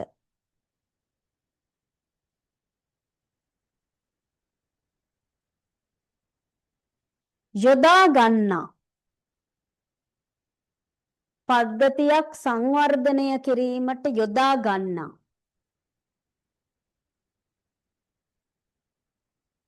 පියවරයන් පද්ධතියක් සංවර්ධනය කිරීමට යොදා ගන්නා පියවරයන්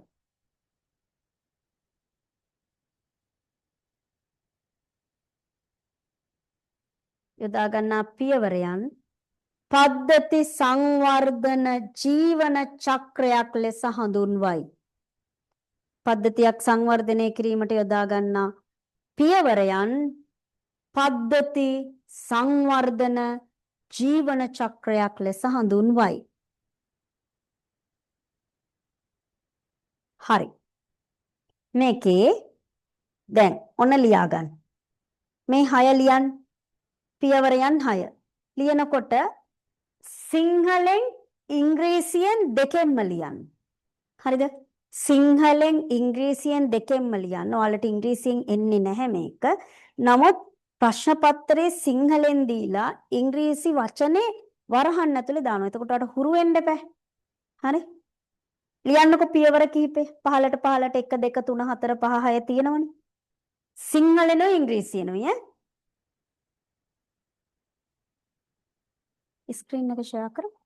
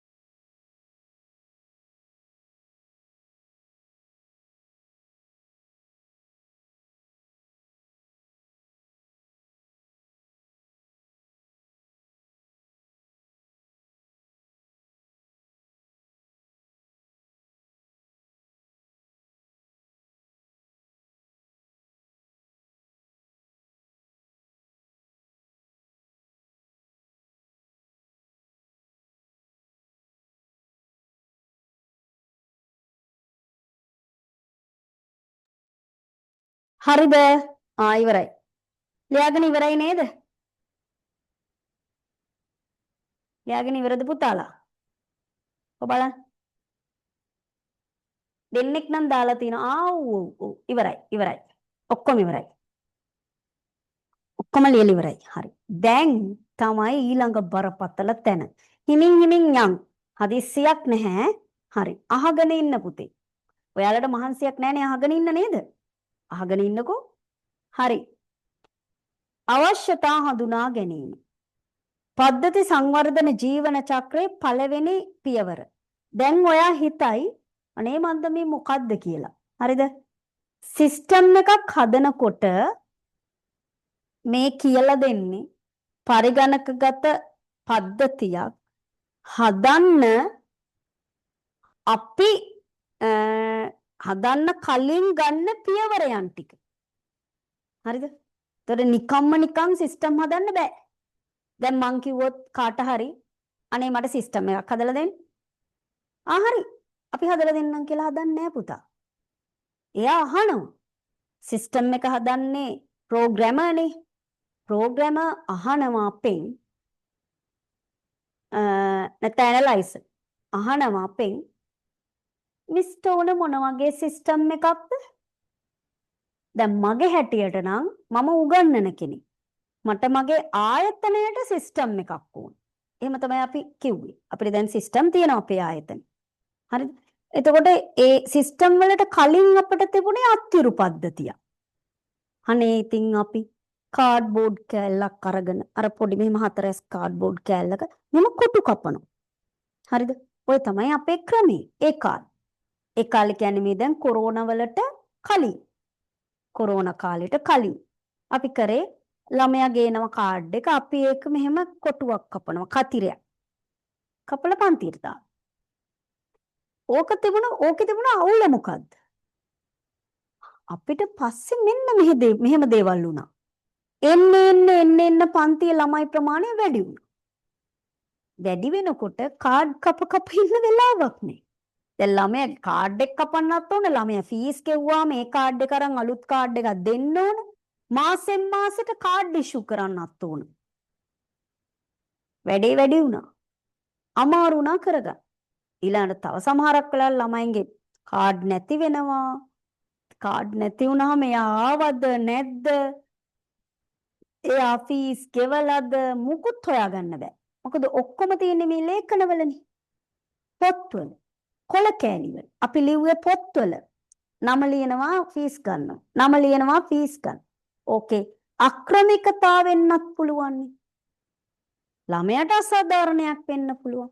ගුරුවරයාට අසාධාරණයක් වෙන්න පුළුවන්. ආයතනයට අසාධාරණයක් වෙන්න පුළුවන්. කොම් වෙන්න පුළුවන්. ඉතින් ඕක හරිය අමාරු වැඩක් වුණා අපිට. ඊට පස්සේ අපි බැරිම තැන සිස්ටම් එකකට කතා කරලා අපි කිව්වා අපේ ආයතනයට සිස්ටම් එකක් දාලා දෙන්න. එතකොට ඒගොල්ලෝ එකපාරට සිස්ටම් එකක් දාන්නේ නැහැ. එයාලා අපෙන් අහනවා.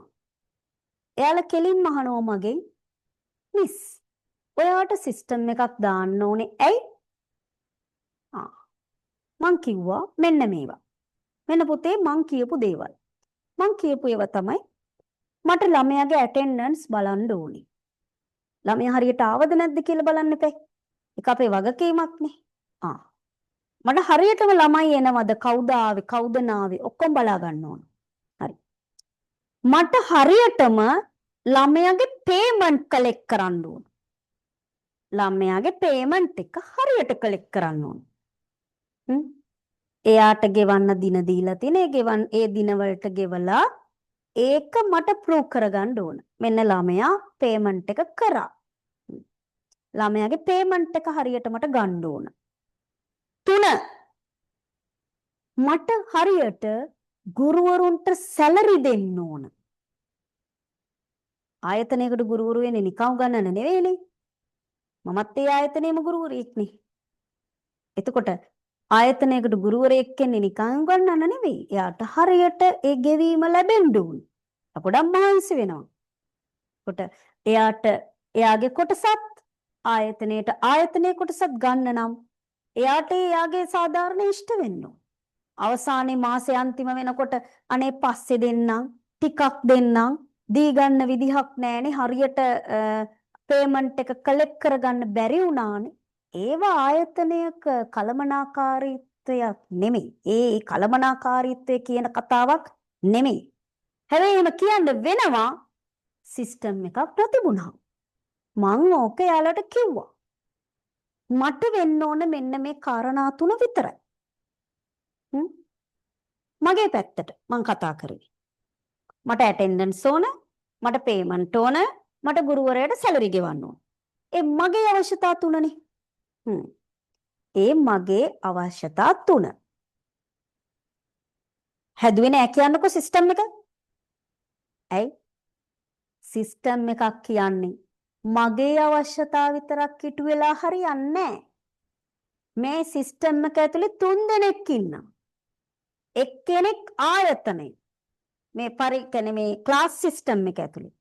අනිත් එක්කෙනා ළමයා. අනිත් එක්කෙනා ගුරුවරයා. එතකොට 3 දෙනයි. එක්කෙනෙක් ආයතනයේ, එක්කෙනෙක් ළමයා, එක්කෙනෙක් ගුරුවරයා. එතකොට මේ 3 දෙනාගේම අවශ්‍යතා සිස්ටම් එකක් ඇතුලෙන් ඉටු වෙන්නේ නැත්තම් ඒක හොර සිස්ටම් එකක්. ඒක බොරුවක්. ඊට පස්සේ මම දන්නවා මේ ළමයට ඕනේ මොනවද කියලා. මට ඒක ඇත්තටම දැනුන්නේ නැහැ. මම මගේ පැත්ත හිතුවේ. ඊට පස්සේ යාළුවා මගෙන් ඇහුවා මිස් ඔයාලගේ ළමයින්ටත් තියෙන්න පුළුවන් නේද පොඩි අවශ්‍යතා. මේ සිස්ටම් එකක් දානවා නම් අපි කාටත් සාධාරණයක් වෙන්න එපේ. සිස්ටම් එකක් දාන්නේ අයිතිකරුවාට සාධාරණයක් වෙන්න විතරක් නෙවෙයි. සිස්ටම් එකක් දානකොට හැමෝටම සාධාරණයක් වෙන්න ඕන. ඒකින පාර්ශව හැමෝටම. මං කොව් වෙන්න පුළුවන්. එහෙනම් අපි පොඩ්ඩක් ඒගොල්ලන්ගෙන් අහමු නේද? පුළුවන්. එහෙම නැත්නම් අපි පොඩ්ඩක් බලාගෙන ඉන්නද මේ පරණ සිස්ටම් එක ගැන? පුළුවන්. එයාලා මොකද කරේ? මගෙන් අවසර ඉල්ලුවා.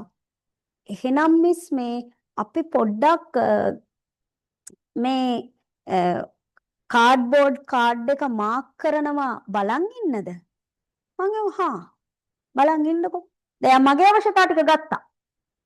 දැන් හදන්නේ ළමයාගේ අවශ්‍යතා ළමයාගෙන් ඇහුවට කියන එකක් නෑ. බයත් වෙනවනේ චුට්ටක්. මේ මොකෙද්ද මේ කියලා බලුවොත් එහෙම. මේ අපෙන් ප්‍රශ්න කරන්නේ මොනේ කාද කියලා හුව. ඒ වගේ නම් බලන් ඉන්නද චුට්ටක්? හරි. ඉන්න. ඔයා බලාගෙන ඉන්නකො. බලන් හිටියා. අපේ ළමයි කාඩ් එක අරන් එනවා. මේ අත්තිරුවේ. ඒ කාඩ් එක අර කාඩ් මාක් කරන අය මෙහෙම කතිර ගහනවා. ඊට පස්සේ එයා පන්තියට යනවා. තව ළමයෙක් එනවා. එයා ෆීස් ගෙවන්න ඕන. එයා කියනවා මේ සල්ලි මේ මාසෙට. එයාමයි කියන්නේ සිස්ටම් එකක් නැහැනේ. එයාම කියනවා මේ සල්ලි මේ මාසෙට. එයා එතකොට කාඩ් එකත් එක්ක සල්ලි අපිට දෙනවා. ඒක පොතේ ලියා ගන්නවා. ඒ සල්ලි ලාච්චුවට දානවා. කාඩ් එක අලුත් පරණ කාඩ් එක තියාගෙන අලුත් කාඩ් එක යාට දෙනවා. ඒකත් එයා දැක්කා. ඊට පස්සේ තව ළමයෙක් එනවා. අනේ කාඩ් එක නැති වුණානේ. ඉතින් ඔන්න අපේ අයට තරහ යනවා. ඇයි?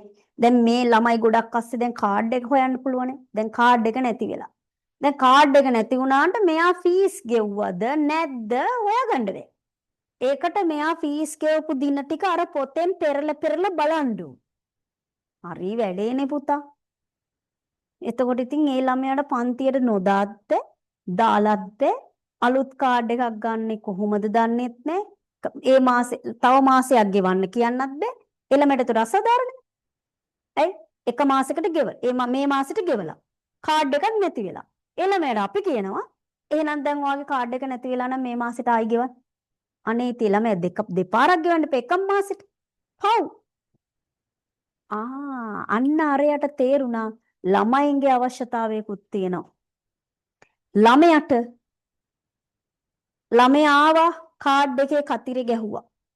ඒක ළමයාටත් පුළුවන් කතිරේ ගහගන්න. අපි වගේම ළමයාටත් පුළුවන් කතිරේ ගහගෙන ගෙදර යන්න.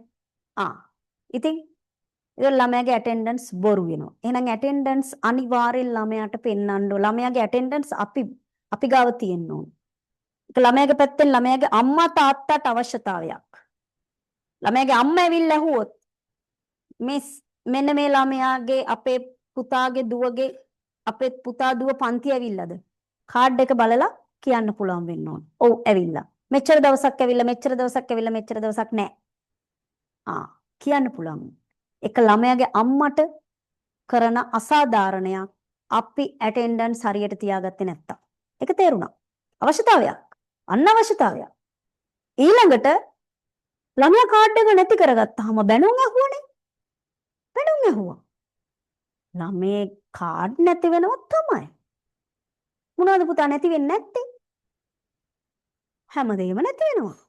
ඒක සාමාන්‍යයෙන් මිනිස්සුන්ට සිද්ධ වෙනවා. මේක පුරුද්දට නැති කරගත්තොත් තමයි ප්‍රශ්නේ. සාමාන්‍යයෙන් ඉඳහිට වැඩිහිටි අපිටත් අපේ પાස්පෝර්ට් එක ඩෙන්ටි කාඩ් එකක් නැති වෙනවනේ. ඕක මොකද්ද? එතකොට ඒ ළමයා බැනුම් ඇහුවනේ. බැනුම් අහන්න ඒ වගේ දෙයකට බැනුම් අහන්න ඕනේද? ඒ වගේ දෙයකට බැනුම් අහන්නේ නැහැ නේද? එයාගේ කාඩ් එක නැති වුණත් එයාගේ අපේ සිස්ටම් එකේ එයාගේ රෙකෝඩ් එක තිබුණා නම් ආයින්න පොඩ්ඩක්. ඔයා කාඩ් එක හදා ගන්න වෙනවා පස්සේ. ඔයා කාඩ් එක හදා ගන්න පස්සේ. හැබැයි ටග් ගාලා ඒ වෙලාවෙන් බැලුවා එයා අපේ ක්ලාස් එකේ ළමයෙක්ද? එයා ඇවිල්ලා තියෙනවද? හරි. මොනවටද? එයා ගෙවීම් කරලා තියෙනවද? ඒකෙම බැලුවේ හැකි. ගෙවීම් කරලා නැතුව බොරු කියනවනම් ඒකත් බැලුවේ හැකි. ඒ සිස්ටම් එකේ තියෙනවනේ ගෙවලද නැද්ද කියන එක. ඉතින් පන්තියට දැම්ම හැකිනේ. එයාට අධ්‍යාපනය කඩාකප්පල් වෙන්නේ නැති වෙන්න කරගෙන යන්න පුළුවන් සිස්ටම් එක තිබ්බනම්. මොකද එයාව අපි වෙරිෆයි කරගන්න. පස්සේ කාඩ් එක හදාගන්න. බනින්න දෙයක් නැහැ. බනින්න දෙයක් නැහැ. සිස්ටම් එකේ සෙට් එක තියෙනවා. අපි කියනවා පොඩ්ඩක් තදින් කියනවා මේ ඔයා හැමදාම කාඩ් නැති කරගන්න එපා. ඔයා වයි දාන්නේ නැහැ. එහෙම කියනවා. එක් කියන්න එපා. චූටියට හීනියට වගේ පොඩි තරවටු කිරීමක් කරන්න එපා. ඒත් එයා පන්තියට දාන්න. හරි. ඊළඟට පේමන්ට් ප්‍රශ්නයක් නැහැ. එයාව අපිට චෙක් කරන්න සිස්ටම් එකේ ක්‍රම තියෙන හින්දා එයා පේමන්ට් එකත් කරලා. ද නැද්ද කියලා හෙව්ව හැකි. ඔන්න ළමයාගේ අවශ්‍යතාව පුතේ. දැන් අපි මම ඕක හිතුවේ නෑනේ. මම මගේ පැත්ත විතරනේ බැලුවේ. අරයා පැත්තක ඉඳන් නිරීක්ෂණය කරලා අවශ්‍යතාව අඳුනගත්තා. ඒතර මගේ අවශ්‍යතාව වෙනම එයා අඳුනගත්තා මං කියපු නිසා. ළමයාගේ අවශ්‍යතාවය වෙනම අඳුනගත්තා පැත්තක ඉඳන් නිරීක්ෂණය කරලා. හරිද? ඔන්න නිරීක්ෂණය කියන්නේ ඒක. එතකොට සිස්ටම් එකක් හදන්න කලින් සිස්ටම් එකේ හැදුවට පස්සේ හදනකොට ඒක හදන්න ඕන අයගේ අවශ්‍යතා මොනවද? ඒ අවශ්‍යතාව වලටයි සිස්ටම් එකක් හැදෙන්න ඕන. වෙන කාරණා වලට සිස්ටම් එකක් හැදිලා වැඩක් නැහැ. ඔන්න ළමයාගේත් අවශ්‍යතාව. ළමයාගේ අවශ්‍යතාවයත් මේ සිස්ටම් එකෙන් ඉෂ්ට වෙන්න ඕන. ළමයාටත් ස්මූත් වෙන්න ඕන. මේ වැඩේ ටක් ගාලා ළමයාටත් වාසි වෙන විදිහට කෙරෙන්න ඕන. හරි. ඊළඟට අනිත් එක තමයි ගුරුවරයා. ගුරුවරයාට පේ ෂීට් එකක් නැහැ. බලන්න. ගුරුවරයෙකුට කොච්චර වටිනවද පේ ෂීට් එකක්? ඔයාගේ අම්මා තාත්තා ගෙදර ඉන්නව නම් අහලා බලන්න පෞද්ගලික ආයතනයක රජයේ ආයතනයක පේ ෂීට් එකක් දෙන්නේ නැද්ද කියලා. පේ එකත් එක්ක දෙන්න ඕනේ. පේ ෂීට් එකේ මොනවද තියෙන්නේ? එයා ලැබපු වැටුප, එයාගේ ඩිඩක්ෂන් ඒ ඔක්කොම පැහැදිලිව තියෙන්න ඕනේ. නැත්තම් මෙහෙම රබර් පටිය ගොතලා මෙහෙම සල්ලි මේක තියාගන්න. එහෙම දෙනවද පුතා? එහෙම සැලරි දෙනවා? එහෙම සැලරි දුන්නාම කෝ ප්‍රූව්මන්ට් එක? කෝ එකේ මට මේ කොච්චරක් හම්බුණාද? මගේ ළමයි කොච්චරක් ඉඳලාද මට මේ සැලරි එක හම්බුනේ? ඒ හොයාගන්නේ කොහොමද මේ මිනිස්සේ? ගුරුවරයාට දරුවන්ගෙන් උගන්වලා ලැබෙන වේතනය කොටස ඒක හරියටම දාලා ඒක හරියට මෙච්චරයි ළමයි මෙච්චරයි ගාන මෙන්න ටෝටල් එක මෙන්න ඔයාගේ පඩි. සල්ලි පේ ෂීට් එකයි ලැබෙන්නේ. අන්න ගුරුවරයාගේ අවශ්‍යතාවය. එතකොට පේ ෂීට් එකක් මේ සිස්ටම් එකෙන් එන්න එපා. එතකොට මේ සිස්ටම් එක හදන්න ඕනේ ගුරුවරයාටත් ප්‍රයෝජනයක් ඇති වෙන විදියට.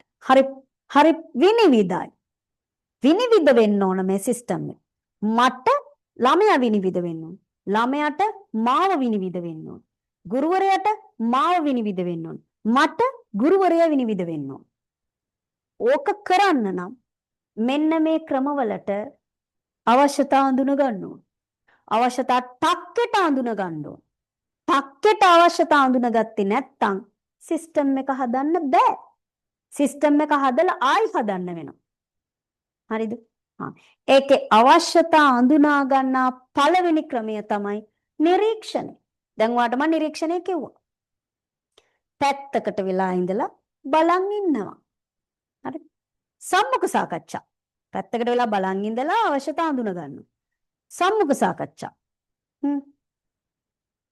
සම්මුඛ සාකච්ඡා කියන්නේ මූණට මූණ කතා කරලා සිස්ටම් එකක් හදන්න යන්නේ අපි. ඔයාට මේ ගැන හිතෙන්නේ මොනවද කියලා අහනවා. අහුවා මෙයා එක කියනවා. හැබැයි මේක හරි ලස්සන කතන්දරයක්. සම්මුඛ සාකච්ඡා හරි සාර්ථක ක්‍රමයක්. එරා දැන් අපි ඕන තරම් සම්මුඛ සාකච්ඡා වලට ඉඳලා තියෙන්නේ. ඇයි ඔයා මේ වගේ වැඩක් කරන්නේ? අහනව නේද? ඇයි ඔයා මේ සිස්ටම් එක හදන්නේ? අර මේ සිස්ටම් එකේ මොනවද ඕන? මෙන්න සම්මුඛ සාකච්ඡා. කෙලින්ම මූණට මූණ ප්‍රශ්න කරලා අවශ්‍යතා හඳුන ගන්න. එතනදී කියන්න අකමැති දෙයක් තිබුණොත් ඒක මූණේ ඉරියව් වලින් පේනවා. ඒකත් සිස්ටම් එක හදන්න හරි ලේසි ක්‍රමයක්. හරිද? දැන් ඔයාලගෙන් අහුවොත් එහෙම. ඔයා රෝගියෙක්. ඔයා මහරෝහලට යනවා බෙහෙත් ගන්න. ඔයාගෙන් අහනවා කවුරු හරි මේ මයික් එකක් දීලා මේ ඔයාලා කැමතිද මේ රෝහලට එන රෝගීන් සටහන් කරන රෝගීන්ට අංකයක් දෙන රෝගීන්ට මේ තමන්ගේ රෝගයට ගැලපෙන වෛද්‍යවරයා තෝරගන්න සිස්ටම් එකක් හැදුවොත් ඔයා කැමතිද? ඔයාගෙන් අහනවා. ඔයා මේ බෙහෙත් ගන්න ගිහිල්ලා. මොකද කියන්නේ? "ඔව් හරි කැමතියි." ඔව්. හරි හොඳ වැඩක්. එතකොට ඔයාට මොනවද මේකෙන් වෙන්න ඕන? ඔය වගේ දේවල් අපිට ඕනේ. ඊළඟට අපිට channel කරන්න පහසුකම දෙනවා නම් අපිට අවශ්‍ය රෝගය විස්තර දැම්මහම විස්තර සයිට් එකට දැම්මහම ඊට අදාළ ડોක්ටර්ස්ලා ටික පෙන්නනවා. රෝගේ ලක්ෂණ අනුව පෙන්නනවා. රෝගේ ලක්ෂණ අනුව මේ ડોක්ටර් මේ වගේ වර්ගයේ ડોක්ටර් කෙනෙක් මේක කියලා ડોක්ටර්ස්ලාත් ඔක්කොම කැටගරයිස් කරනවා. තෝරගන්න පුළුවන්. එහෙම ඔයා කියනවනේ. හරි? ඊට ගමන් ඔයා කියනවා මේ නර්ස්ලාගේ වැඩත් ඉක්මන් කරලා දෙනවද? කාර්යක්ෂමතාවය වැඩි කරනවද? නර්සස්ලාගේ සේවයත් අපිට මේ සිස්ටම් එකකින් හදා ගන්න පුළුවන්ද? ඔයා මේ ඔයාගේ ඔයාට හිතෙන්නේ තේරෙන්නේ නැහැ ඔයා එකක් අහනවා. අන්න එතෙන්දී ඔයාට පොඩ්ඩක් නිකන් අනේ අපිට නර්ස්ලාගේ වැඩ ටික මේ එඩිය බනින්න නැතුව කෑ ගහන්න නැතුව කරගන්න පුළුවන් ක්‍රමයක් නැද්ද? ඒක මේ සිස්ටම් එකට අදාළ වෙනවද නැද්ද කියන්නේ එයා දන්නේ නැහැ. හැබැයි ඒකත් කියනවා. අන්න පුතේ ආවා නිකන් නිකන් කාටවත් ඇහෙන්නේ නැති වෙන්න මේක මම කියන්නම් වගේ එකක්. අන්න ආකල්පත් ආවා. මේ සම්මුඛ සාකච්ඡාවලදී මිනිස්සෙගේ මූණ දිහා බලාගෙන ඉඳලත් එයා කතා කරන විදියෙන් හංගන දේවල් මේ ඒකත් පුළුවන්ද වගේ ඒවායින් නිකන් වක්‍රාකාරව අවශ්‍යතාවයක් නොවන දේකුත් එළියට එන්න පුළුවන්. තේරුණාද? ඒකත් සිස්ටම් එකක් හදද්දි වැදගත් වෙනවා. ඒකට කියන්නේ ආකල්ප. ආකල්ප එක ඉඟි දෙනවා. සම්මුඛ සාකච්ඡාවලදී. හරිද? ඒකිනුත් අවශ්‍යතා හඳුන ගන්න පුළුවන්. ප්‍රශ්නාවලිය. ඔව්. ප්‍රශ්නාවලිය තමයි අපිට ලස්සන. මේ ප්‍රශ්නාවලිය දෙන්න පුළුවන් කාටද? ඔන්න මම ඔයාගෙන් ප්‍රශ්නයක් අහන්නම් විභාග ප්‍රමේය. O level නෙමෙයි. ඒ වාර විභාග වලට ආපු ප්‍රශ්නයක්. එක සැරේක අහනවා කර්මාන්ත ශාලාවක්. තේ කර්මාන්ත ශාලාවක තේදළු නෙලන පද්ධතියක් හදන්න. තේදළු බරමැනලා ඒකට ගාන හදලා ඒ ගාන රිසිට් එකකින් ඇවිල්ලා ඒක පේමන්ට් කරන විදිහට. හරි? මොකද තේදළු නෙලන්නේ කවුද කියලා ඔයා දන්නවනේ. හුඟා දැන් මේ තේදළු නෙලන්නේ දෙමළ මිනිස්සු. දෙමළ අය. ඒකෙත් ගැහණු අය වැඩි. දෙමළ ගැහණු අය තමයි නෙලන්නේ. ඒගොල්ලන්ට එහෙම ඉතුරු කරන්න එහෙම දෙයකට නෙවෙයි ඇත්තට මේගොල්ලෝ මේ ප්‍රාඩෝ පැජරෝ ගන්න නෙවෙයි මේක කරන්නේ. එදා දවසේ ආදායම හොයන්න. ඒ දවසේ වැඩිම ප්‍රමාණයක් එයා හොයාගත්තා නම් ඒකෙන් තමයි යාලා කන්නේ. පහුවෙන්දර තායියනේ තේදලු නිලා. එදා දවසේ ගාණක් හොයාගන්න. දවසේ වැඩිම ගාණක් හොයාගන්න එක තමයි එයාගේ පරමාර්ථය. හැමදාම ඒක අරන් ගිහින් තමයි එදා දවසට අදාළ ගෙදරට අවශ්‍ය බඩු ටික ගන්න. එහෙම නැතු ඉතුරු කරන්න නෙවෙයි මේ මිනිස්සු මේ රස්සාව කරන්නේ. කොටියක් කාලා තමයි එන්නේ. මේගොල්ලෝ මෙතනට එන්නේ නෑනේ පුතා ඉගෙන ගන්න පුළුවන් වුණා නම්. ඉගෙන ගත්තා නම් උතන ඉන්නේ නෑනේ. ඉගෙන ගන්නත් විදිහක් නෑ. එතකොට මේගොල්ලෝ දෙමළ අය ගොඩක් ඉන්නේ. සිංහලත් හරියට කතා කරන්න බෑ. ඒ දෙක එකට එකතු කරලා කතා කරනකොට හරි අමුතුයි නේ. ඔව්. ඒ ඔයගේ කෙනෙක්ගෙන් ප්‍රශ්නය සම්මුඛ සාකච්ඡාවක් කරන්න ගියෝ. තේදළු නිලනායත් එක්ක කතා කරන්න යන්නේ. කතා කරන්න බෑ. පුළුවන්. බෑම කියනව නෙවෙයි. හැබැයි ඉතින් හරි විහිළුවක් වෙයි ඉතින් යට තේරෙන්නේ. අපි සිස්ටම් එකක් දාන්න හදන්නේ අම්මා ඔයා කැමතිද? අනේ යන්න මාත්‍යයි යන්න අපි හරි අමාරුවෙන් මේ තේදළු ටිකක් නෙලාගෙන ඉන්නේ මාත්‍යා මොනවා කියනවද මන් දන්නේ නේද? ඈ දෙමළයි සිංහලයි එක මික්ස් කරලා කියනකොට හරි ලස්සනයිනේ පුතා. හරිද? මාත්‍යයි යන්න වද නොදී යන්න. තව ඉතින් තව මොකක් හරි වචනයකුත් කියවෙන්න පුළුවන්. හරිද? ඔම නෙමෙයි ලස්සනට කියන්න පුළුවන්. නේද? ඔව්. hina එනවා. ඉතින් පුතේ එයාගේ සම්මුඛ සාකච්ඡාවක් කරන්න බෑ. එයාට තේරෙන්නේ නැහැ අපි කියන එක. ඒ වගේ කෙනෙක් එක්ක සම්මුඛ සාකච්ඡා. ඒ වගේ අයත් එක්ක සම්මුඛ සාකච්ඡාවෙන් මේක කරන්න බෑ. නිරීක්ෂණයෙන් කරන්නත් බෑ. අපිට බෑනේ ඒගොල්ලෝ දිහා ගොඩාක් වෙලා බලාගෙන ඉන්න. මිනිස්සෝ සැක කරන්න පුළුවන් මේ මොකද මේ නිරීක්ෂණය මේ මොකද්ද මේ කරන්නේ? කුටි කණ්ඩත් ඉඳ තියෙනවා. ප්‍රශ්නාවලියක් කොහොමද බෑ? ඇයි? ඒගොල්ලන්ට තේරෙන්නේ නැනේ ලියන්න. ඒගොල්ලන්ට තේරෙන්නේ නැනේ කියවන්න. ඒ නිසා ඒක දුන්න එක්කොලයක් දුන්නොත් එහෙනම් මොකද කරන්නේ?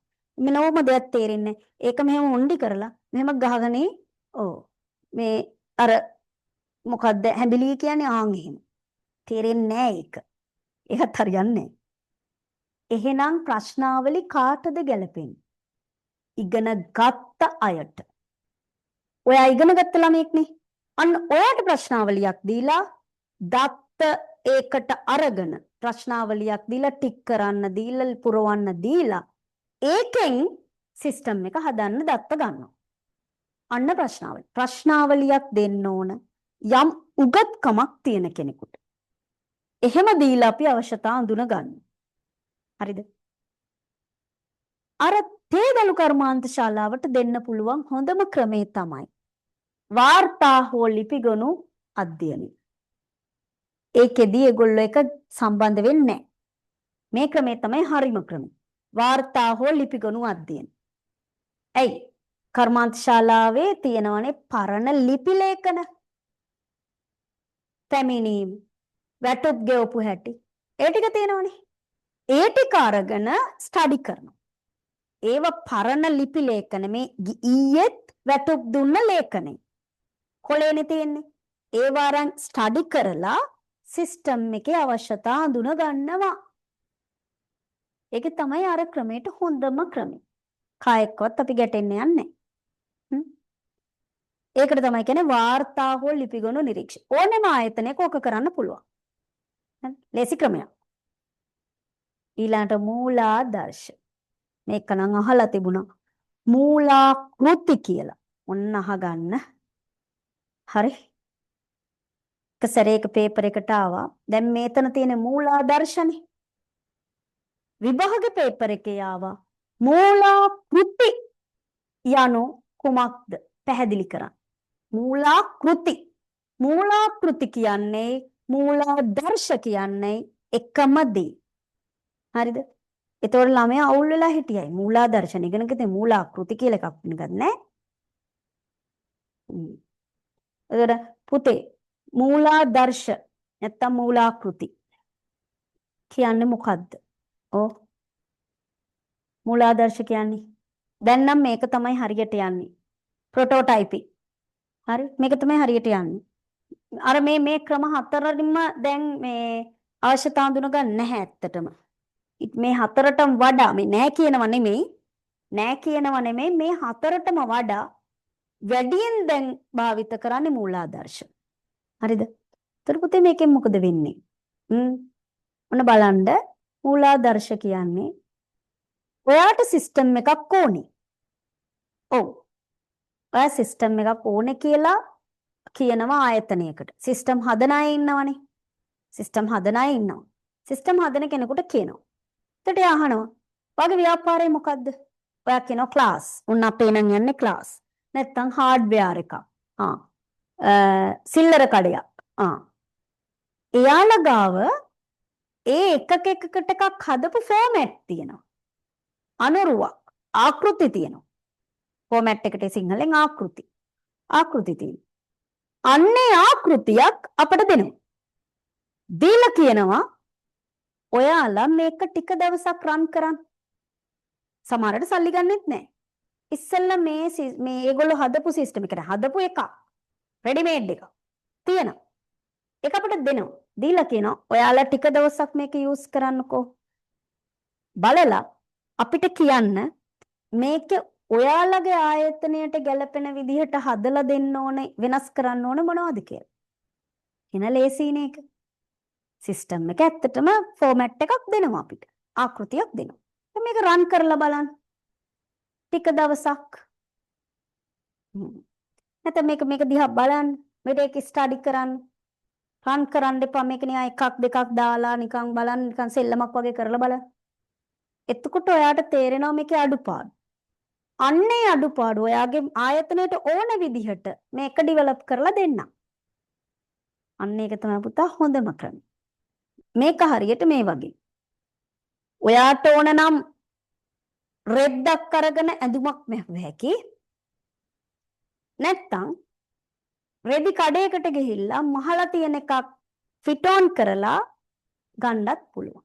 එතන මේ මහලා තියෙන එකක් ෆිට ඔන් කරා වගේ. ඒ ෆිට ඔන් කරනකොට මේක ටිකක් ලොකුයි. දැන් මොකද කරන්නේ? ඒ තරී ලස්සනයි යන්නේ. චුට්ටක් ලොකු වුණාට අපි ගන්නවනේ ලස්සන නම්. අර මොකද කරන්නේ? දෙපැත්තෙන් ගහනවා මැහුමා. අන්න ඒ වගේ මේක. තේරුණාද? හදලා තියෙනවා. ගිහින් දාලා බලලා වෙනස්කම් කරන්න ඕන තැන් කියලා නැවත සිස්ටම් එක ඩිවෙලොප් කරලා ෆිනිෂ් කරලා ගන්න. අන්න මූලාදර්ශ. ඔන්න ඉවරයි. ඉවරයි කුවට මේ පාඩම ඉවර නෑ පොඩ්ඩයි ඉන්න. අවශ්‍යතා හඳුනා ගැනීම. අවශ්‍යතා හඳුනා ගන්නා ක්‍රම ටික කියන්න පුතේ මට. දැන් කියන අවශ්‍යතා හඳුනා ගන්නා ක්‍රම.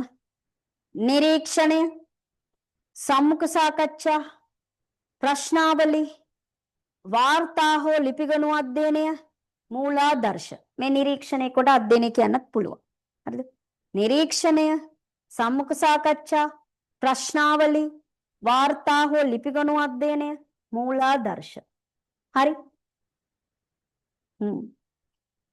දැන් අපිට ඔක ලියන්න වෙලාව මදි. ලබන සතිය අපි ලියමු. ඕමි. හරි? මට මේ ටික කරුණා නම් ඇති. මේ හතර මට කියන්න පුතා. මෙන්න මේ පහ තේරුණාද කියලා. මට දාන්න පුතේ ටක් ගාලා මැසේජ් එක. මේ පහ තේරුණාද? මට ඕනේ මේ පහ තේරුණාද කියන එක විතරයි. දාන්න බලන්න. මේ පහ තේරුණාද? හරි. හරි. තේරුණා. හරි. හරි. තේරුණා. එහෙනම් ලොකු දෙයක්. හරි. මට සතුටුයි තේරුණා. මට අද ඔයාගේ වැඩි දෙයක් නෙවෙයි ඔයාට මතක තියෙන්න ඕන. මට අද ඔයාගේ මතක තියෙන්න ඕන මොන ටිකද දන්නවද? මෙන්න මේ ටික විතරයි.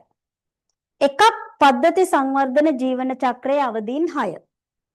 ඒක මතක තියෙන්න ඕන. මම ලබන සතියත් මේක පාඩම් කරවනවා. හරි? ලබන සතියත් මේක මම පාඩම් කරවනවා. මොනවාද? අවශ්‍යතා හඳුනා ගැනීම, විසඳුම් සැලසුම් කිරීම, විසඳුම් කේතකරණය, විසඳුම් පරීක්ෂා කිරීම, පද්ධතිය පිහිටුවීම, පද්ධතිය නඩත්තුව. ඒ තමයි පද්ධති සංවර්ධන ජීවන චක්‍රයේ අවදීන් 6. ඊළඟට මේ ටික. ඊළඟට මතක තියෙන්න ඕන මෙන්න මේ අවශ්‍යතා හඳුනා ගැනීමේ ක්‍රම 5. මේ 5. නිරීක්ෂණය, සම්මුඛ සාකච්ඡා, ප්‍රශ්නාවලී, වාර්තා හා ලිපිගොනු අධ්‍යයනය, මූලාදර්ශ. ඔය ටික මතකයි නම් ලබන සතියේ මේකේ අපි නෝට් එක දානවා. හරි. මේ නෝට් එක දාද්දිත් මේ ටික මං ආයේ පොඩියට කියලා දෙනවා. කියලා දීලා දාන්න. හරි. හරි. එහෙනම් ඔන්න අදට